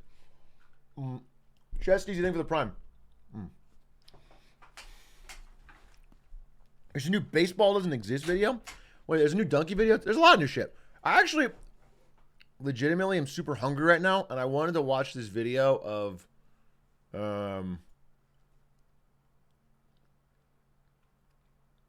Gordon Ramsay cooking steak and fried rice. Do you guys mind if we watch it and then we'll figure out something else? It's actually kind of like an early Get Smarter Saturday right now. Because I'm not going to be streaming tomorrow, so we're just gonna. It's a little bit of a react night. Zach is back on top of the Lego Star Wars speedrun leaderboard. Yeah, I talked about it earlier. I tuned in and watched. I watched the new world record, and I watched them spamming Zach Dive, the new emote they made on my comment on the video. Anyway, I'm really hungry, and I want to watch this and maybe even order steak and eggs to eat. So I'm going to watch this. It's 10 minutes long. Happy New Year. Now, come on, let's be honest. Isn't this the time to finally stick to that New Year's resolution to cook more? Well, come on. I have all the perfect recipes and tips and tricks for you all. Welcome He's very animated to in this. Ramsay in 10. Right, bavette or flank, whatever you like to call it. This steak, trust me, is so versatile and really delicious, especially for those on the go like me. It's so quick to cook with, and I'm going to show you how to make a blackened steak with a delicious kimchi fried rice, adding some beautiful... No factor. I'm out. My box is empty. We're cleared out. I got to wait for the next stash. It's supposed to last me a month, but because Ari eats them all too. Korean flair to your standard steak. Right, come on, Oscar, pan down. Let me show you the ingredients. So this is it. This is a beautiful flank steak, and it's a bit of a chef's cut. But more importantly, the flavor is incredible, okay? So it looks slightly ugly. It's not your filet, it's not your ribeye, but it is so delicious. Cheap and cheerful and freaking delicious. Leftover rice from the weekend. Okay, a little bit of chili, saturated in the oil. I don't have any leftover rice. Radish to finish to get that nice acidity. Some kimchi, Burford eggs. Wait, what? A little bit of spring onions or scallions across the pond. What? And then these. What the fuck are you talking about kimchi? I don't have any kimchi. I can't make this. In order to cook a steak properly, you need a decent pan. So these are the Rolls Royce of pans. Kimchi's delicious. I got kimchi fried rice is amazing. I'm just saying. This is, Right, first off. that's supposed to be an easy steak and eggs tutorial. Right, first things first. I don't have kimchi just lying around. Okay, don't cook the steak ice cold, okay? So take it out of the fridge 10 minutes before you start cooking it. That makes it relax. It starts to render the fat, and more importantly, it cooks so much quicker at room temperature.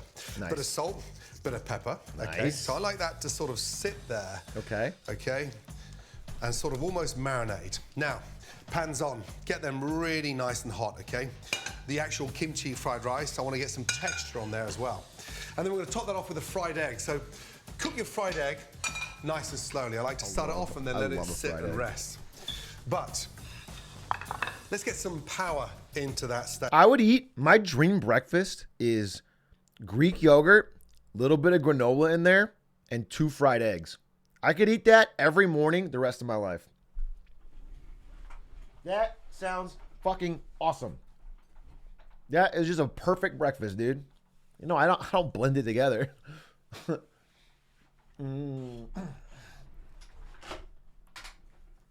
No pancake. I like.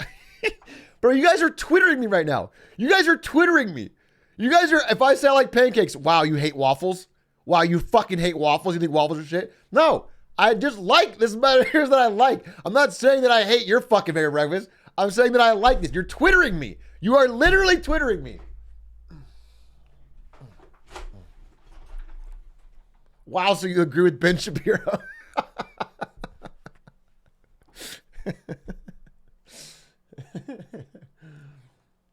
Steak. A couple of tablespoons of soy sauce, okay? A couple of tablespoons of hoisin sauce, okay? Oops. Delicious. A couple of tablespoons of hoisin sauce. Literally equal measures. He's using 3 pans already. This is not. My stovetop cannot fit 3 pans already, so this is already bad. This is already not reasonable for the regular Mix person. that up, okay? And then just lightly brush that steak, okay? Okay. Brush. Now you want to cover that. Okay. Now, as you can see, I've got all that sort of marinade there. Again, over, roll that in. Okay. And again, generously, okay? There's a really nice fat marbling running through this steak. The secret behind this cut of steak, you've got to let it rest. You never slice this piping hot, okay? I've been saying The that. minute you slice it piping hot, you're going to burst the steak and you're going to lose all that amazing flavor. Now, I've already got the marinade in there, okay? So we don't need to oil the pan. I've got the marinade on my plate. Now that I've seasoned it, This is already cheating because the whole thing's supposed to be 10 minutes. But like the setup alone is 90% of the battle. And he has it all ready. So this is 10 minutes of an experienced professional chef with a great kitchen. Everything's set. A touch more each side. If you just play the video at 0.5 speed and it's for beginners. All right, wait. Yeah, you're right, dude. 1080p. Here, this is for the beginners. We'll do 0.25 because I need some time.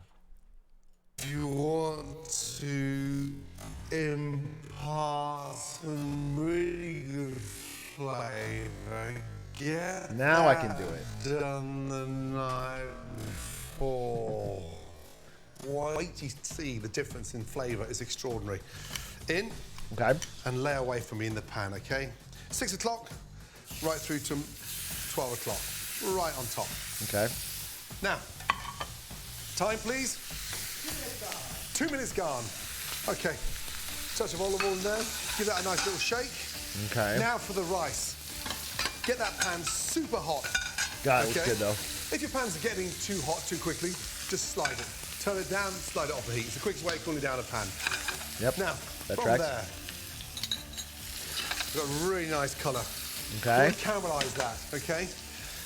Kimchi, hot pan, tablespoon of oil, Okay. and then drain off some of that vinegar, okay? And just Kimchi in get there, it in okay. between the cloth and pat it nice and dry. That's going to get that kimchi nice and crispy. Into the pan. Beautiful. Well, and now I gotta fucking wash the cloth too. I don't have it. What am I? That's not. Touch of salt. You're adding laundry to this? Colouring beautifully. Up and over. And again, almost got that sort of nice, light barbecue flavour. Oscar, pan down, pan down. Look at that flavour in there. Caramelising, fats rendering down. fucking good. And got that nice intense heat. Right, kimchi. Now we've got some colour on there. Spread out the kimchi. Okay. Touch more olive oil. All And right. then open up your rice. When I say open up, I mean just sort of sprinkle it in there.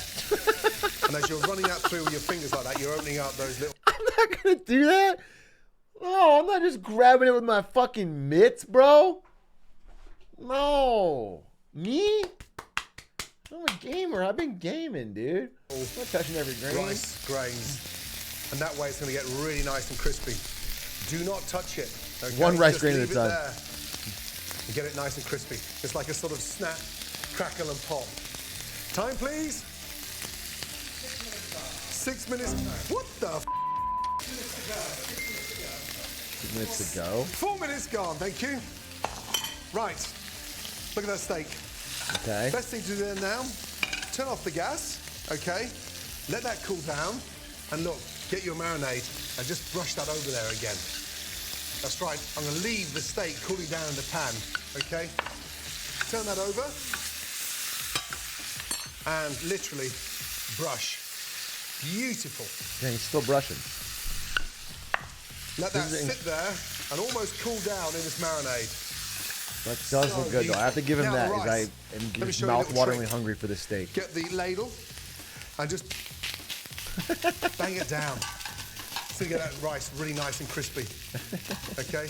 Push, push, push, push All down. right, okay. You'll see why in a minute. From there, a little touch of salt, a little touch of pepper, and just a hint of chili flake. Okay? Now for To my be egg. clear, my issue is not with the taste of this. It looks pretty fucking good. My issue is with calling it easy, you know? Under 10 minutes. This is just not... Okay? Start off with a little bit of olive oil. Take it off the heat. I'm literally letting him cook. Lightly crack the eggs on a flat surface. And then again, look at the colour of these yolks. Beautiful. Touch of salt. Touch Like of this, pepper. like if I wanted Bring to up do the this, heat this is and an let it all-day cook project. Nice and slowly. So look. This is a full day of my life Pan down, to please. get Look at steak these and eggs. Look at these eggs. Look at the colour of those yolks. Come on. That is beautiful. Damn, that does look good. Now, from there, keep that rice super flat. Time, please. 12 minutes and 30 seconds to go. Right, you're getting slow. Let's go. Now, this is where the rice... No, it's a full sort day. of- It's a full day project. 'Cause I have to go shop, right? I have to go shop for all this stuff. I have to go get it. I have to come back. I gotta get all the fucking utensils and everything ready. I gotta rewatch this video to study it, and then I have to do it. It's gonna take me all. It'll be a full day, bro. Almost all in. takes on a different level. Look, I'm gonna get it there and just. Then I gotta start clean flipping afterwards. that. Look at that. Pan down, pan down, pan down, pan down. That is what I call kimchi fried rice. That is so beautiful. Okay, again, pat it back down. Nice and flat. Okay, and get it crispy again. Okay. Right.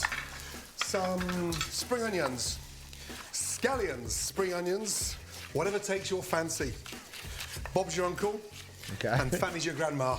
Now, Amen, brother. Slice those. Amen. Spring onions down. Beautifully done. Into the pan.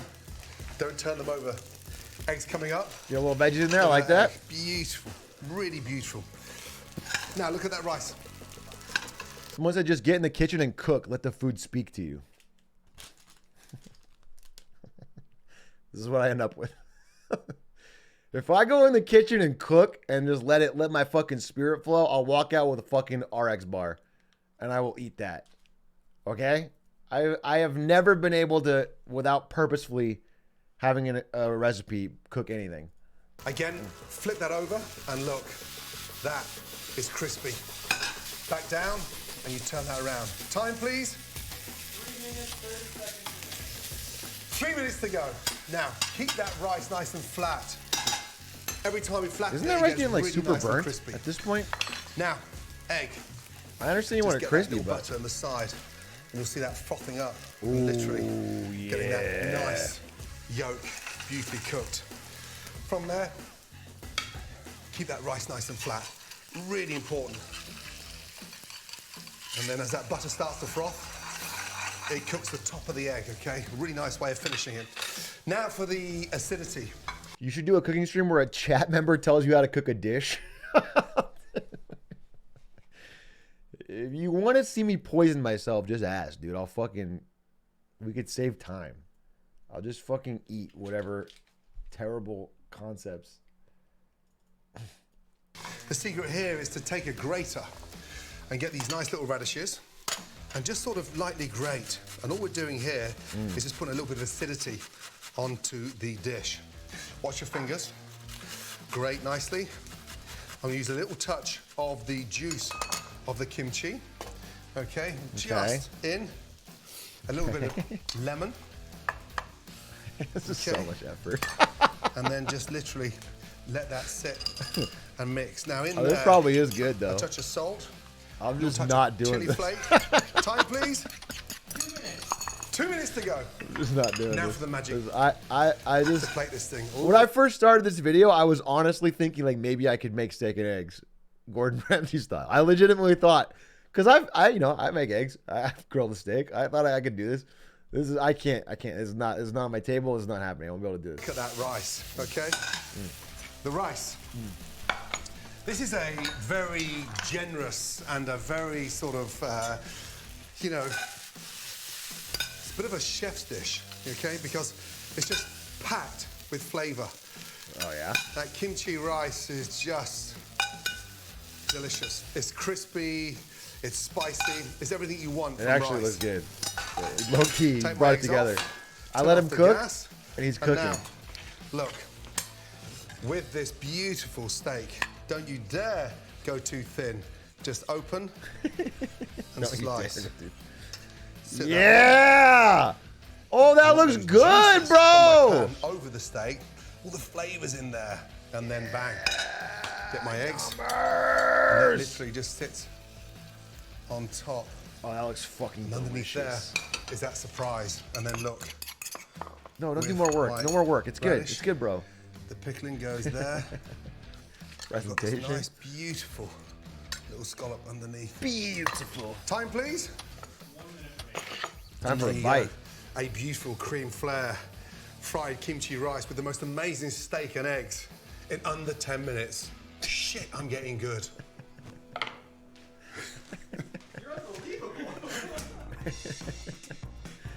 I would love to do a video of me attempting to make this.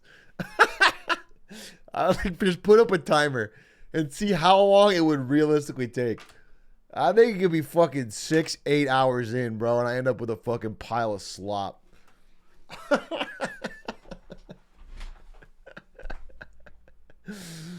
No, I'll only do half though, and then I'll part 2 it, CoffeeZilla style, dude. You pay for part 2. Part 2's in Patreon paywall.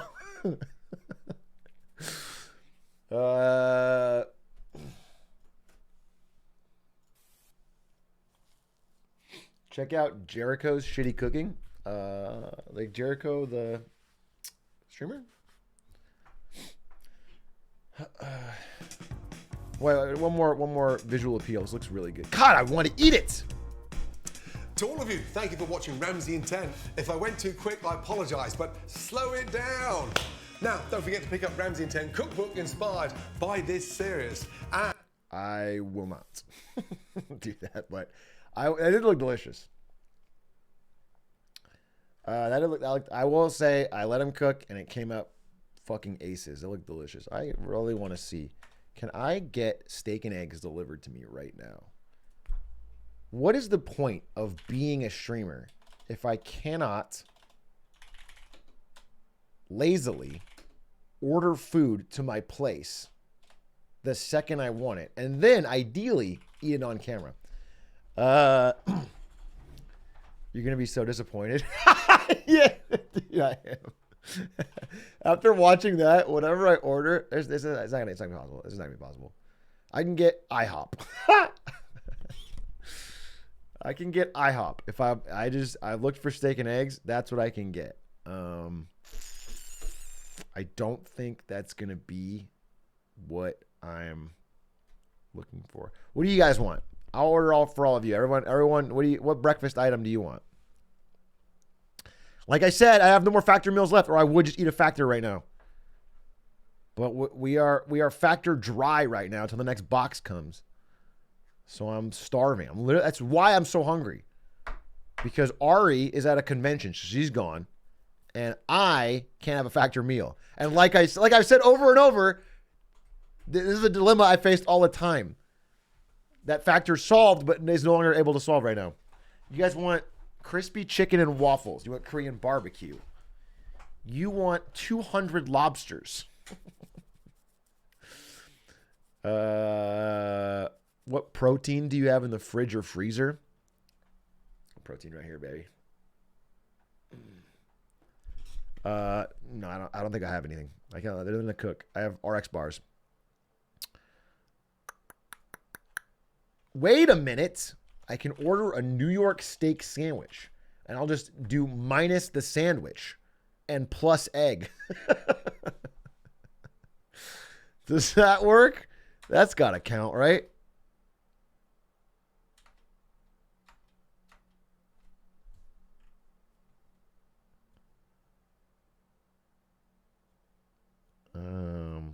can order a skirt steak, but I can't get egg with it. Well, just minus bread, not minus sandwich. Bro, how come I can't order fucking steak and eggs to my door in 2022? This is Biden's America, dude. Order me 3,000 shrimp, make it vegan. SBF, I knew you were a viewer. What's up, SBF? I will order you the shrimp. 3,000 shrimp.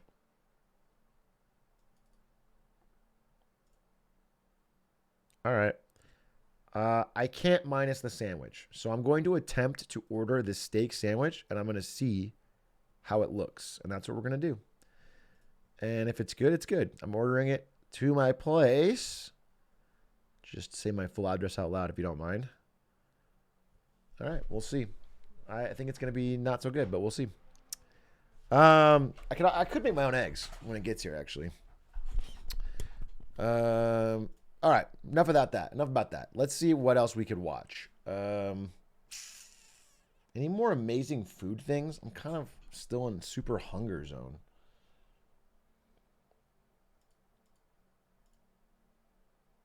This chef is goated. He cooks it in real time. What's this? Hey everyone, it's Kenji. We're going to make some pasta with broccoli and sausage. Orecchiette, broccoli, typically made with broccoli Kenji? raw, but I found this beautiful sprouting, flowering broccolini at the farmer's market, so I'm going to make it with this instead. You can use regular broccoli. You can use broccoli raw, whatever you prefer. This is Italian sausage. Wonderful pasta dish. Very simple, very classic, and it cooks in about the time. Dude, this happens so often where like someone will post a link to a YouTube video and then like so many people in chat are just like, I love this guy. I've seen. How do you guys know every fucking YouTuber? I feel like everyone fucking knows. It takes to cook the pasta, so I'm going to start cooking this pasta, and it says it takes al dente 9 minutes, so it'll probably take about 8 minutes. We're going to cook the pasta. Start the pasta now, and the dish will cook in about the time it takes to cook the pasta. So nice. Salted boiling water. I'll only do about half of this right now. I'm not going to eat the whole box. Orecchiette, it's a pasta that's shaped like little ears. Okay. That's what orecchiette means, actually. All right. Meanwhile, we're going to heat up. Kenji is almost a food scientist. He's a head skillet chef. here. Straight-sided skillet. Is he wearing like a camera on his head? You're like a diver's. I got or a, Italian sausage. This is about 8 ounces of sausage. And then the other ingredients, very simple. Some garlic. Yeah, GoPro on his head. 1, 2, 3. We'll use 4 garlic cloves because that's what I have. All right. A little tap. Ooh. Little tap. Pro status. Tap. Little tap. Okay. Okay. Easiest way I know to peel garlic is to give it that little tap. That little love bump. 2x speed and anime music in the background, please.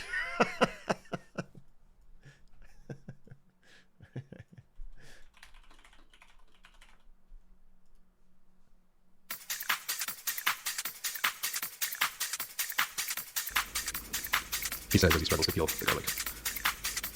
All right. A dish like this, garlic is one of the very few ingredients in it, so I would recommend not using creamless garlic just because it does not have a flavor of red garlic. But if it's all you got, use what you got, that's fine. Broccoli, I'm going to throw at the very end because it's going to dry out a little bit. I don't want my pasta to dry. Get some broccoli in it. Remember, it's got very roughly cut it into pieces like this. Okay, good enough. Here we go. We're going to add some olive oil here. Tablespoon or so. Add our sausage. I'm going to break it up into pieces. You can buy sausage in the casing, of course, and just split it open and break it up into little pieces with fingers. This just happened to be some bulk sausage I got. I don't remember where I got this sausage. I might have from one of the fancy butchers, I don't remember. But either one will be fine. And when I break up meat in a skillet, what I like to do is use my pastry cutter. Look at him cook, this dude. Is what normally used to, let this man cook. Like biscuits or pie dough. I think it works great. Anytime you're making like trying to break up sausage or ground meat in a sauce pan like this. How it takes.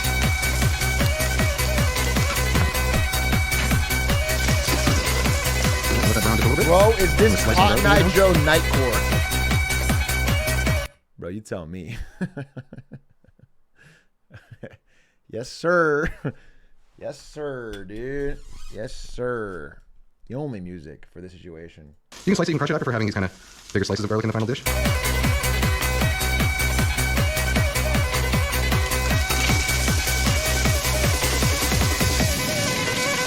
This is mostly cooked through, starting to brown a little bit. I'm going with my garlic. And a little bit of chili flake. This is flat iron peppers. Sweet heat, which is one of my favorite chili blends. But you can use red chili flakes, you can use special broad green chili flakes. You could use whole dry chili in there one. If you want fresh chili, you can do that too. Just want some kind of heat. Or no heat.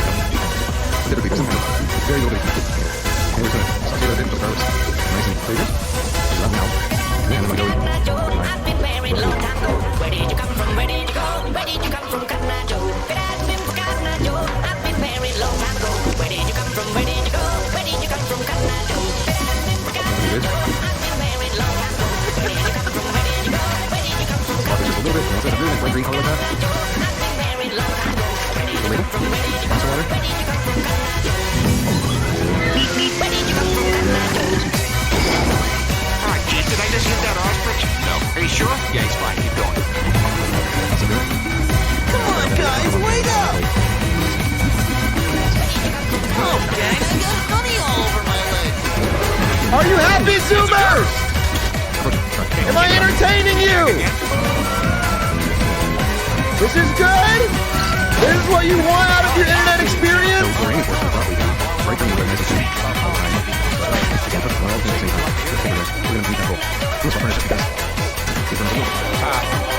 It was you.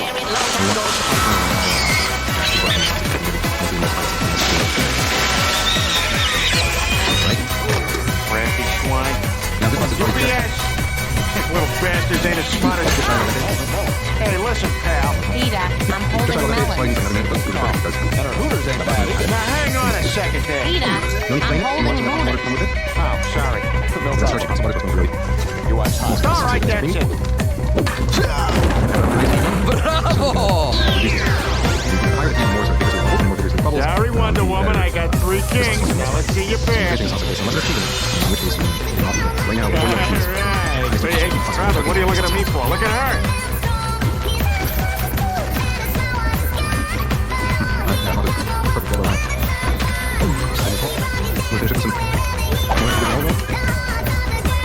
Speed, I do not think you should be in this race. Mach 5 is not ready. I must be in this race.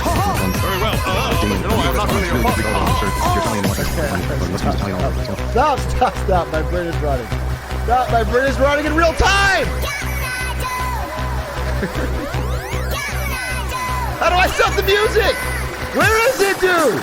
Oh no, it's lost in my tabs! Where's Cotton Joe? I can't stop it! Where are you? Okay.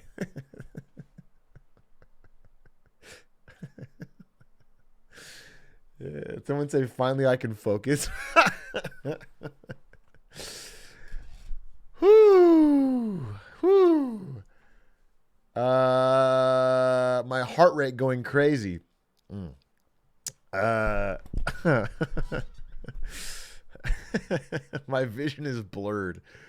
I actually like phased through reality for a minute there. I was completely lost in the sauce. Yeah, your fucking root animal brain was just like, whoo, that was a hoot. That was truly peak content. But you can only handle that, at least, you know, at my age. You can only handle that for minutes. You guys have obviously trained by rotting your brain for years and years and years to be able to handle it for longer. But I can't handle brain rot exposure. That was the moment I realized that I have ADD.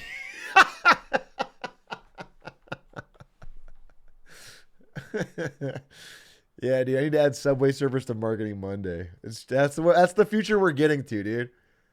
Any type of educational content at all, I need to add a fucking Subway Surfers to the fucking half of it, or people can't get through it.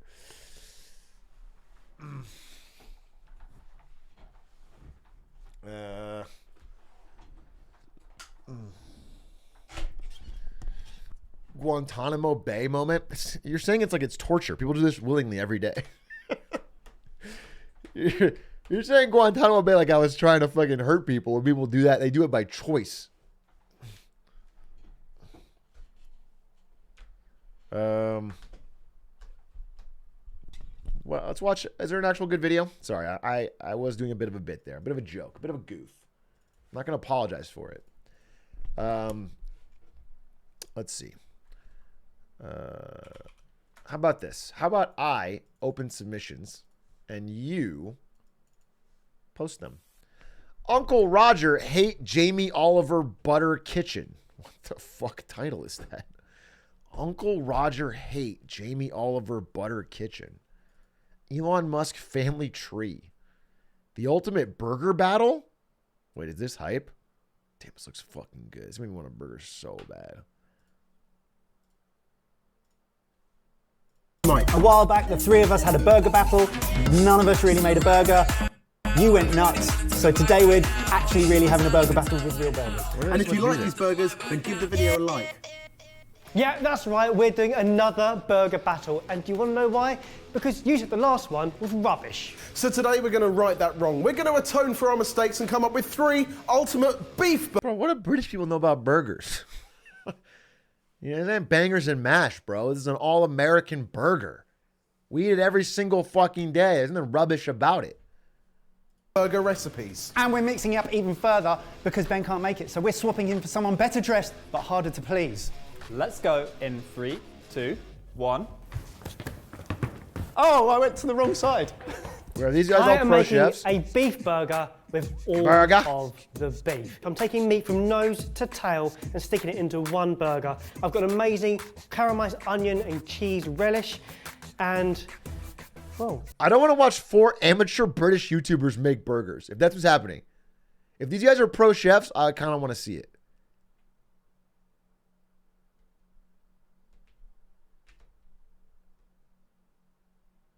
They are pros. They're good.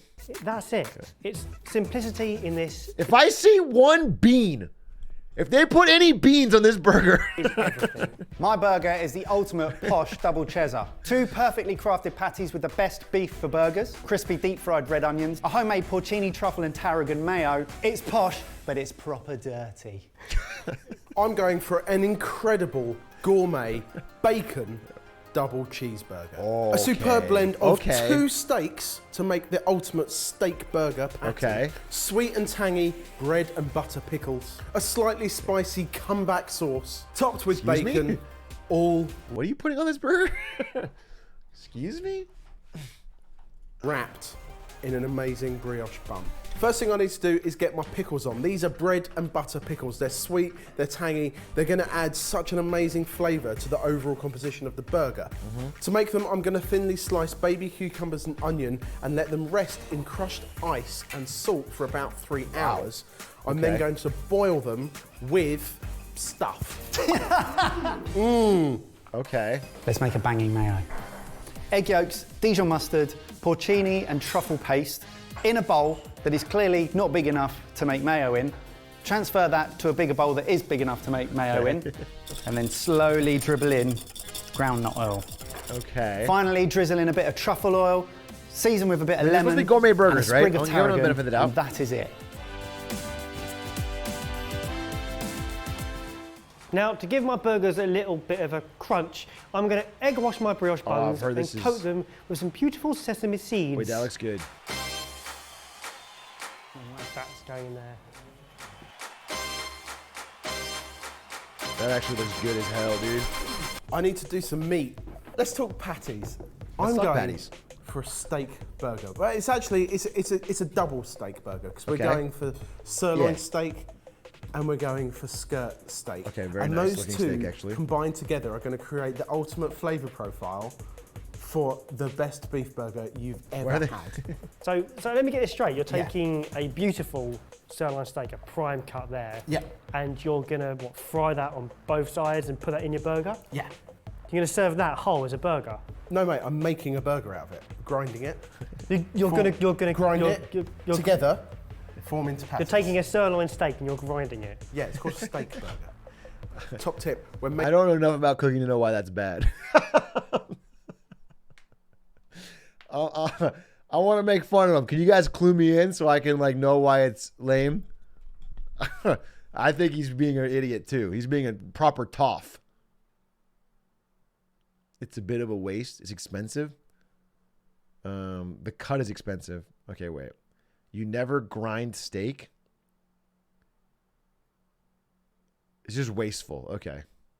Well, they're YouTubers. Making the meatballs, it's actually really important not to play with your meat too much. And I know that sounds funny, but the more that you kind of smush it around and form it, the more rubbery the texture is going to get at the end. Next up, we're going to make some crispy onions for texture and also for sweetness, for flavour stuff.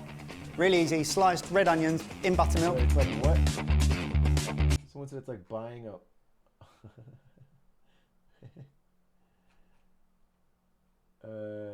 The expensive cut is because it's got natural fat distribution. If you're grinding it, you might as well use a cheaper source. Got you. Then toss them in flour flavoured with paprika, Cajun and cayenne.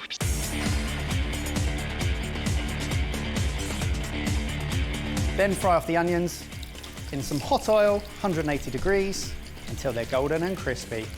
I look at those and I think, imagine if they were chicken.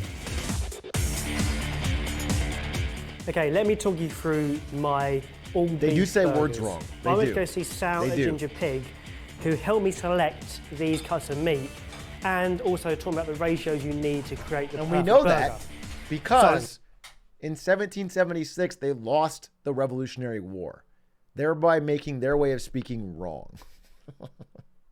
Okay? If they'd have won it, we'd be talking differently. Okay, bruv? We'd be saying this. We'd be saying governor. But we don't, okay? Because of the way that particular battle went.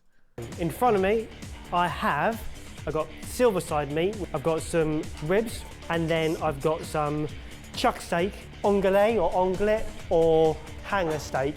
The most flavour comes from there. I'm aiming for a 40 to 60% ratio of fat.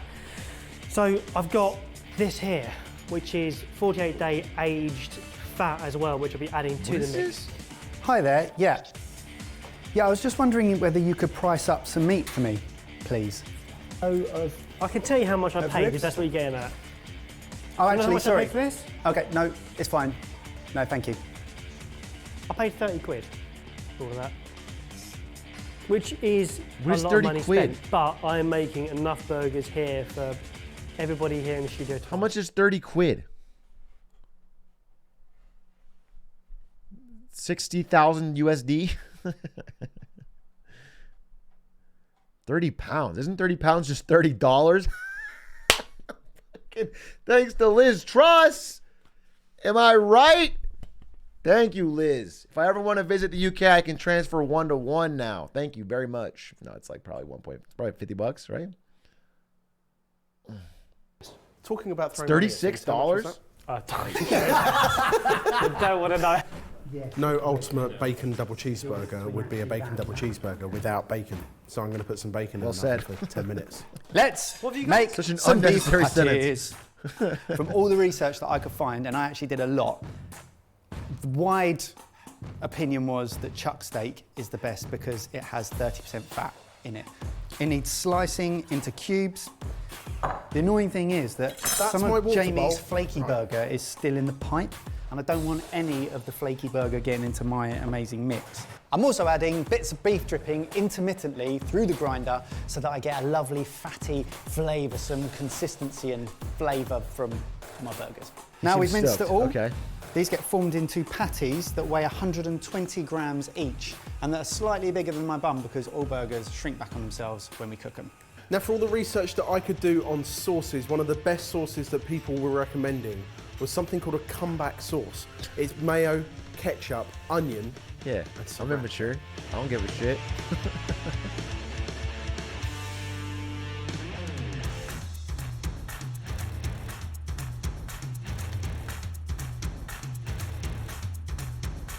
What?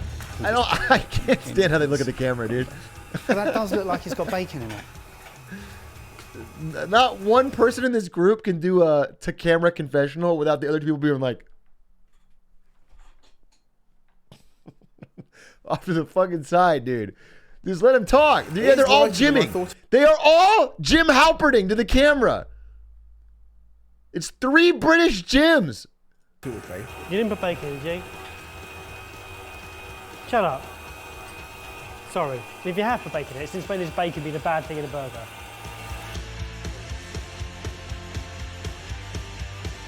And now for the amazing seasoning. Black peppercorns, red peppercorns, salt, onion granules. I think that's it. Cayenne. Simple, sounds It's good. got cayenne in it as well. It's got cayenne in it as well. Okay. While those guys are cooking, I thought it would be really funny to look at some of the comments from the last burger battle. Do you ever just feel like you've wasted 17 and a half minutes of your life? Lasagna on toast is not a burger, Jamie. The Pond Scum burger is the only actual burger. The others are a chicken sandwich and a meatball sandwich. Barry's burger hurt my soul. All of these look terrible, OMFG. Appropriately followed by, they all look disgusting, WTF. Barry, I love you, man, but what the actual If I want to be healthy, I don't grab a burger, I grab a salad or some chicken. Barry's burger looks like the nasty patty from SpongeBob. Barry's burger is why he loses every battle. Is that Barry? Right, let me talk to you about my topping. I've got caramelized onions. Cooking that. Right, let me talk to you about my topping. I've got beautiful, cheesy caramelized onions. What I'm doing is I'm just... Sorry, Ed, go Really around hard. here. Poor Izzy has got really bad hiccups and she's holding a camera. So if every now and then the screen goes, it's because she's got hiccups. Right, we'll try it. Should we try it? Yeah, that's... Okay. Go. Let's talk my topping. It is beautiful. It's caramelized, cheesy onions. And they're going to melt in your mouth. What I'm doing is I'm chopping my onions really finely, slowly cooking those over the hob until they start to sweat and start to... I think we've cured them. I think I laughed them off. They're gone. I mean, forget about what he was saying. You're fired, Izzy. Okay?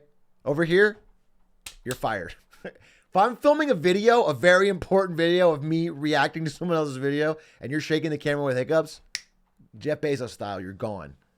Okay? This is a business. Yeah! Good for you, Izzy. Here's a pink slip. To finish my point, once your onions are nice and jammy, then you want to...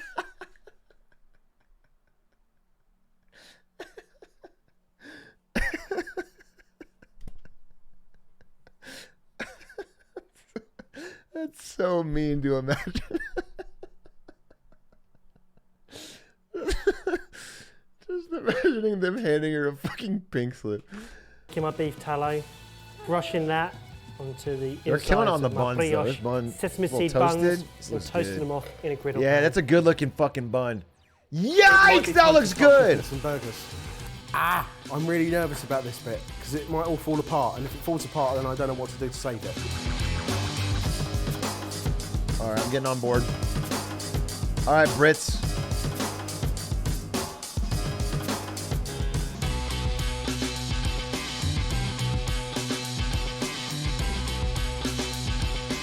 Little bit naughty, that. Yeah, all right, okay. This puts the Bobby in the lorry, as they say. No, Ooh, the one on the right. Have you missed a bit out of your burger? Have you missed an ingredient? I thought I'd finished. Oh, you can see it dripping. I thought I'd finished my burger, and then I remembered something. What does every ultimate burger need? Chips. Well, yeah, apart from chips. Actually, that's a good point. Oh, None no. of us, but Oh! What the actual... What? Why have you... Who's that?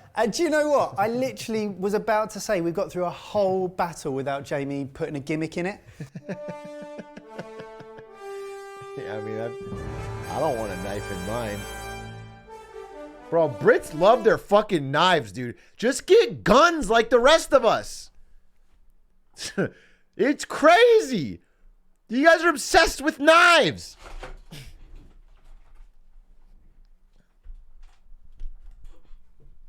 He's pandering to the chavs, dude. Yes, put a gun in it.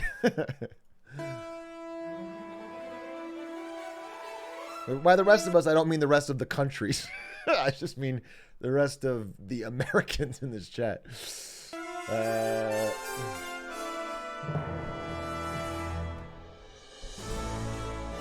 That looks good. A little greenery on there, ideally. A little bit of green would be nice. little crispy lettuce, but this one looks the best, I think. But man, it's a tough one to attack. Kind of wish the onions weren't fried. I really want to punch a burger. Do you? Nice. There's two there. There's two there. Let's punch one of his. I could punch one and you could punch one. And we'll Perfect. still leave the good ones left. Yeah. Too Where many should we go? seeds. You decide. You're in charge, mate. Should we go from best to Oh, worst? what do you guys or think is the worst to best? What do you guys think is of the three? Which of these is? Let's say 1, 2, 3. Honestly, maybe number 2. 2 or 3. This is not doing it for me. If you took the fucking knife out of it, this one actually looks like it'd be pretty fucking juice caboose. Let's start. But you don't know which way it's gone, do you? Yeah, 2 with a gun. I don't need to watch this whole thing unless there's any more. Well, what do they say about it? Let me see if I Oh, look at that. After you. It's completely different. No, it's completely different. I do love the distinction between like the quite posh taste of like tarragon and truffle and things like that, mixed with plastic American cheese. I think that like you could have got. Don't insult our cheese, all right? What about the last guy? Okay. So there's a part gonna cut it. So here we go. Let's look no. in. No, tomato. Amazing. The heat is very subtle. The pickles are the best bit. Oh, the pickles. I think they're saying number 3 is the best. I'm having to lick my fingers with this one, which I like. I'm absolutely nailing these. You are, aren't you? This is a nightmare blunt rotation. Can I just call out something? Okay, this is not exclusive to Quack, but anytime there is a group of people on the screen, somebody makes the blunt rotation joke. They don't care about which combination of people are there. Just coming in and saying nightmare blunt rotation when there is multiple people on screen is a tried and true guaranteed joke that everyone does over and over and over and over and over. Okay? And it's often Quack. If the people are considered based or they're liked, people say dream blunt rotation. And if they're not, they say nightmare blunt rotation. Either way, it's the same joke. I just want you to know. And Quack has done it a lot. I just want you to know I've figured out your tried and true, bro. If it ain't broke, don't fix it. Well, I'm telling you, it's a little broke. Surely that behavior stops now that it calls them out? No. What happens now that I've called them out is that people will do it for every fucking time for the next fucking 3 months. And now instead of just Quack, it's going to be fucking 400 people saying it every time, over and over. But I have to call them out. I have to do it. Someone's got to do it. And then now that I've called them out and then everyone that does it spams it unfunnily, Quack will actually stop because he is always trying to be one step ahead of the game. Okay? So you see how I've actually ipso facto solved my problem long term in return of short term pain.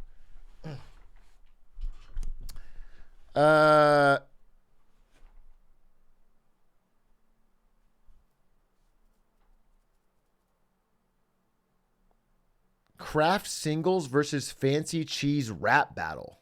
It's really stupid, but the thing is, I'm just so hungry. I'm having trouble thinking about. I can't watch a serious video right now until my fucking steak sandwich arrives. It's 8 minutes away. So I need a video that is about 8 minutes. Movement in video games, 9 minutes? Fucking yes! When Overwatch first came out, I was pretty excited as an avid Team Fortress 2 fan. But when I started playing and realized that rocket jumping, basically the most iconic mechanic in the FPS genre, had been replaced with a single button press, I literally just quit the game. Oh, now, was this a fair and reasonable way for me to have judged Overwatch? Yeah, I think so. But listen, hear me out. Once you spend enough time with games where the movement is tight, nuanced, and technical, like in TF2, the act of executing that movement becomes deeply carved into your neural pathways. In essence, it's like having brainworms that can kickflip. Yes. There's just exactly. this certain deep satisfaction that comes with having even the most rudimentary mastery of complex traversal mechanics. Yeah. In the vast majority of games, since you spend 95+% of your time controlling your character, having a toolbox full of movement options lets that time feel well Is that Titanfall? Damn, that looks good. Oh, surfing! Bit of an old pro at Sick-ash this. movement comes at the cost of challenge, but the initial learning process is packed with these tiny wins as you nail down the building blocks for the first time. And once you're able to start to take those individual skills and actually piece them together, that steady drip feed of satisfaction turns into a torrential flow state.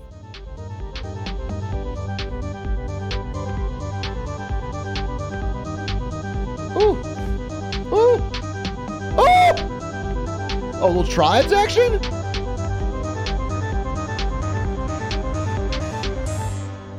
In 1993, this old shooter called, I can never pronounce this, Daom, decided to let you use a rocket launcher as a weapon. And if you shot a rocket... Who is this guy? Wait, pause for a second. Who is this guy? Shot a rocket and got hit by the explosion. What?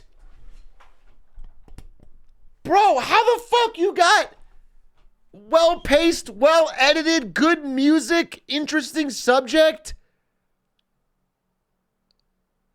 Oh, YouTube's fucked, dude. No one's going to be able to make any money. No one's going to be able to make any money in YouTube because every fucking kid has learned every possible good technique. And then the competition's going to be so insane that everyone is making insane videos for fucking $14. The days of easy money on YouTube are over, dude. The fucking wave of Gen Z who grew up on it are... oh, God. Anyway, check him out. Obviously, I'm going to watch the rest of this. Check it out. Resprit. Resprit. And I'll drop a link at the end of it. This is already good. Your guy would go, ow, and get kind of knocked backwards. Then, a few years later, this other old game called Quake copied the rocket launcher from Daom. But this time, if you shot yourself with a rocket, your guy would go, brrrr. Rocket jumping is the basic result of a physics system that preserves momentum and also lets you play with explosives. It's very easy to understand conceptually, but in practice, not so much. At all moments of the skill, you must adhere to the law of gravity while at the same time do your best to violate it. Every rocket you shoot requires proper timing and precise aim. The best rocket jumpers in the world have spent thousands of hours honing this shit, and yet still, there's more that's left to master. Oh, it's so satisfying to do. Unless all you have to do is press shift. Mario has set and continues to set the standard for what it means to be a 3D platformer. And yet the most impressive thing about the franchise is that they nailed this shit from day one. Facts. In 1996, same year as Quake, Nintendo dropped the N64. That is crazy. That is crazy. Wait, that is crazy. This dropped same year as Quake. This game is, I think no game in the history of games has aged as beautifully. At least the history of 3D games. Let's say 3D to be fair. This game was so far ahead of its time when it came out that it still holds up as a pretty damn good game today. Still pretty clean, easy to understand visually. This game is really legendary. Came Super Mario 64. 64 has all the bells and whistles when it comes to movement tech. You've got hit, you've got hop, you've got zoop. Yeah, someone said in chat, but if you try to play GoldenEye on the N64 nowadays, it's unplayable. It's actually, it's so, the controls are so bad, the graphics are so bad, everything is so bad. It's awful. And then Super Mario 64 still clean. You've even got slide. But on top of that, you've got the jank, which takes a world that was already surprisingly open-ended and lets you treat it like a limitless playground. Mario 64 is, pretty decisively, the GOAT of speedrunning games, and it earns that title thanks to the game's willingness to just hand the player a box full of tools and say do whatever the fuck you want. True facts. It is an incredible amount of respect that is given to the player from a game made by a company that has demonstrated such little respect. Ooh, he even calls him out too. Super Smash Bros. Melee is, in my opinion, the gold standard for buttery movement when it comes to 2D platformers. It is literally... All right, is this guy pandering to me, specifically? This got submitted in my chat. It has 3,000 views. It's got Schmovement in the title. It says fuck Nintendo. It's calling Mario 64 goated. It's calling Melee goated. This feels like so up my fucking alley. I feel like wait a minute, my pandering sense is going off because I agree with every opinion in this video. I already agree with everything, and so I'm being reinforced. When I hear this, I know that my opinions are already being reinforced. I'm gonna let you cook. Really, the origin of the term Schmovement. When you first start playing Melee, it feels clunky and unwieldy because the game is so strict about how it handles inputs.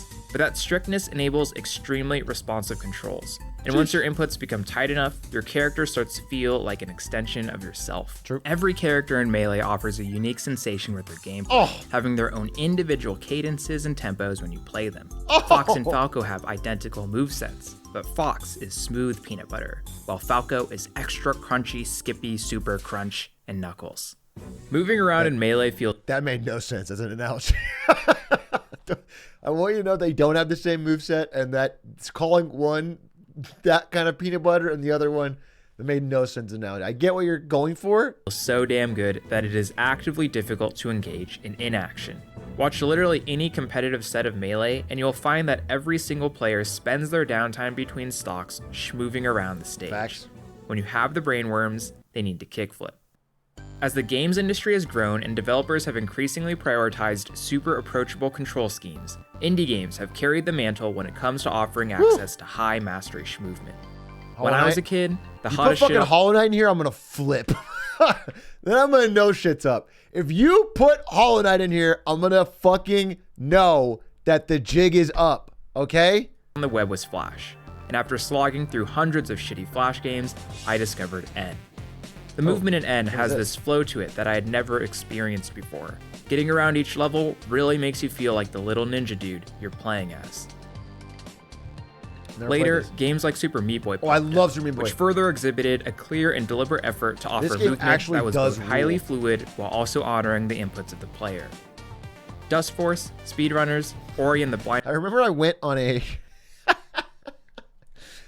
This is a long time ago, but I do remember I went on like a weekend trip with Ari. This is like earlier on, okay? We had not been dating that long. And I didn't do anything that weekend but play Super Meat Boy on my laptop. She got pissed. She got very bad because I just got into it and I got addicted, dude. I was just grinding it. I just kept... I think this is in college. I mean, this is a long time ago, bro, but... Blind Forest and The Wizard of Oz, yeah. Hey, Celeste I'm married, bro. all put great care towards great game feel. More recently, games that pay direct homage to their predecessors have also cropped up, like Waveland, Entropylian Recursor, and Breakneck Emergence. I mean Breakneck Flow. Kinetic Surge. Sorry. Kinetic Break All Limits. Oh, wow, this is recent. In the past several years, something I never expected to happen has occurred in the world of schmovement. Major innovations that go beyond traditional FPS and platforming. Firstly, I've got to talk about Fortnite. Over the past 5 years, public opinion on Fortnite has ebbed and flowed, but throughout it all, there has been a general lack of recognition of just how fucking incredible and deep the building system in this game is. And to be fair, that makes sense. But Fortnite's building mechanic has very genuinely changed the game. Historically, your ability to schmoove has always been at the whim of the environment around you. Building in Fortnite takes that dilemma and flips it on its head, letting you climb around your own DIY obstacle course in real time. I have gripes with how Epic handles Fortnite as a game. But when I did play Fortnite actively, I could spend hours doing nothing but build in an empty world. Yeah, I mean, I don't know, bro. I mean, I agree. I think Fortnite build is sick, but I think I can see why most people don't like it.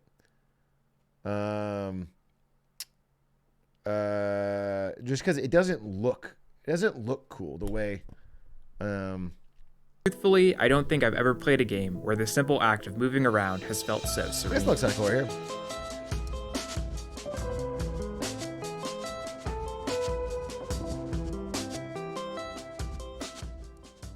I was a pretty early adopter of commercial VR. The headset itself was cool and all, but once they added the controllers, One session of Super Hot, and I was Super fucking Hot? sold. The most glaring issue with VR games, however, is that traversal usually sucks ass. Most often, you're relegated to either pointing to teleport or extremely basic linear movement using the joysticks, both of which understandably attempt to avoid offending our sensibilities. So for a while, the most interesting approach I tried was Echo VR's zero gravity movement. Oh, I It tried was this with neat, Stans. it certainly offered a lot to master, but it never really wowed me. At the end of the day, floating in space feels, well, floaty. And then I learned about Gorilla Tag. You're a gorilla, you only have 2 arms. When you push against the terrain, it pushes you back. The goal, play tag with other gorillas. Just like rocket jumping, Gorilla Tag offers a simple physics premise that elegantly hits the sweet spot between being highly intuitive and highly nuanced. Figuring out how to get around in this world feels like learning how to fly, and watching the top players move is completely mesmerizing. You top everything off with these charming low poly graphics and the low price of $0.00, and you have a pretty sweet game. The only problem is that once you cross the threshold and enter a public lobby, you are immediately confronted with an adolescent anarchy hellscape. Luckily, you can play with your friends. All of your friends in their late 20s who own a VR headset and still game. Yeah. I guarantee you that in 10 years, there will be kids turned adults here we go. who still play Gorilla Tag in order to seek a meditative comfort in its movement. And that's because at the end of the day, movement is a form of self-expression. True. It's taking what you have, coming up with a goal, and finding a way to achieve it that satisfies you. So go out there, find something that you think looks cool. Try it and suck. Good advice. And then keep sucking until one day you realize that something that used to feel hard Great feels advice. kind of seamless. Relish that feeling, and then try the next thing that seems cool to you. You're on your way. Good luck. Have fun. Wow. That was a great video. That was a great video. And you paced it well, too. 9 minutes. That was chef's kiss. Check him out. Respite. Clearly a melee head. Looks like he this is his first video. Wow. Incredible quality for his first real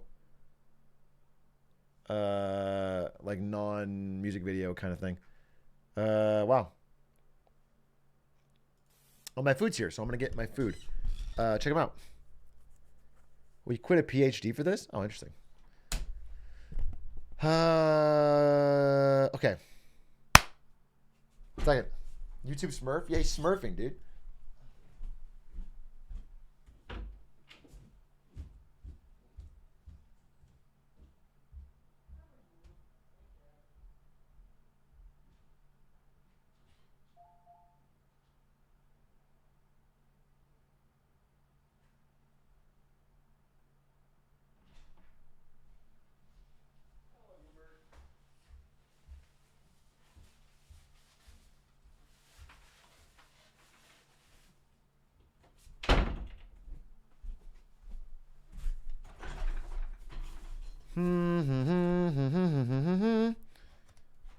Community, yeah.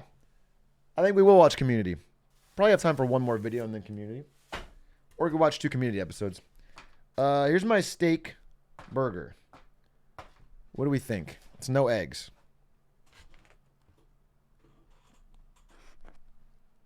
Not bad, I guess. Not bad.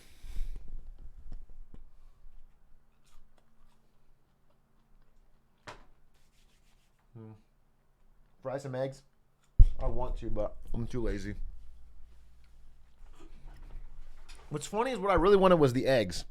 And now I ended up with a bunch of fries and a steak burger. I feel like I kind of screwed myself.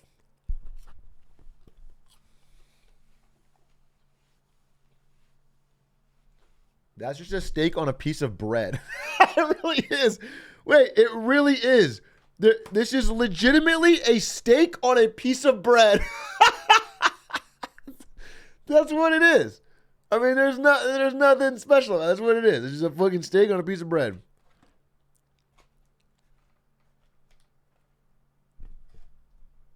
Magnificent.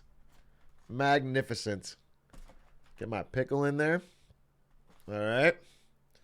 Let's get a bite of this bad boy. Oh, yeah. Oh, this is so messy. Make an egg? I won't. I told you. I'm not going to go to the kitchen and make an egg.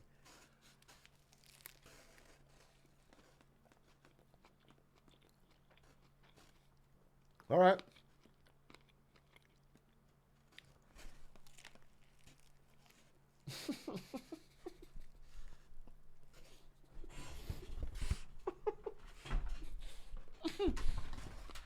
Okay.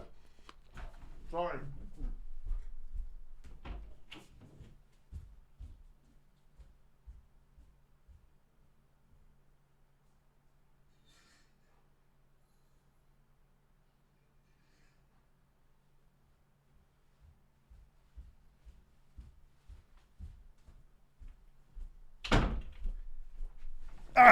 What a terrible choice for thing to order. But, all right, whatever. We're going to watch Community. Ladies and gentlemen, we're going to watch Community, a show that I really, really love that I've been experiencing again with chat as they prepare to release their movie, their long-awaited movie. We are currently in the middle of Season 3. They've been uploading all the episodes to YouTube for free. We're a little bit ahead of that, but yeah, this is quite impractical to eat. Wait, he's got a Zane combo video? I'm sorry, I saw him open this guy's screen.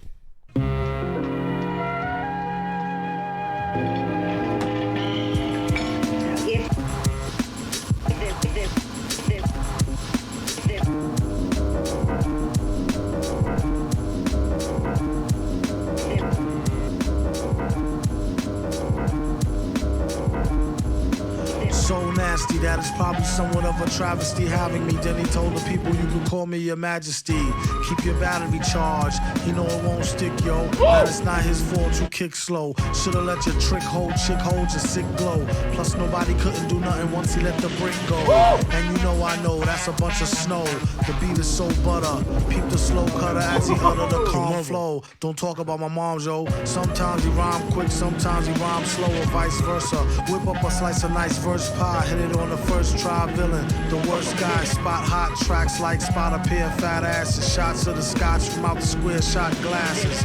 And he won't stop till he got the masses. And show them what they know not to. Fools are hot molasses. Do it like the robot to headspin to boogaloo. Took a few minutes to convince the average boogaboo. It's ugly, like look at you, it's a damn shame. Just remember all caps when you spell the man name. Fucking love that song. All right, let's watch it. Let's get to it. Community.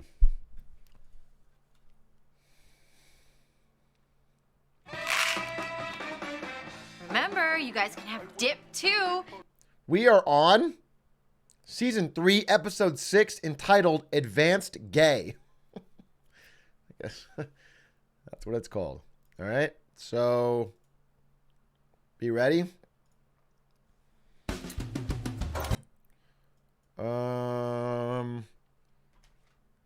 We'll say, I'm gonna hit the lights. Please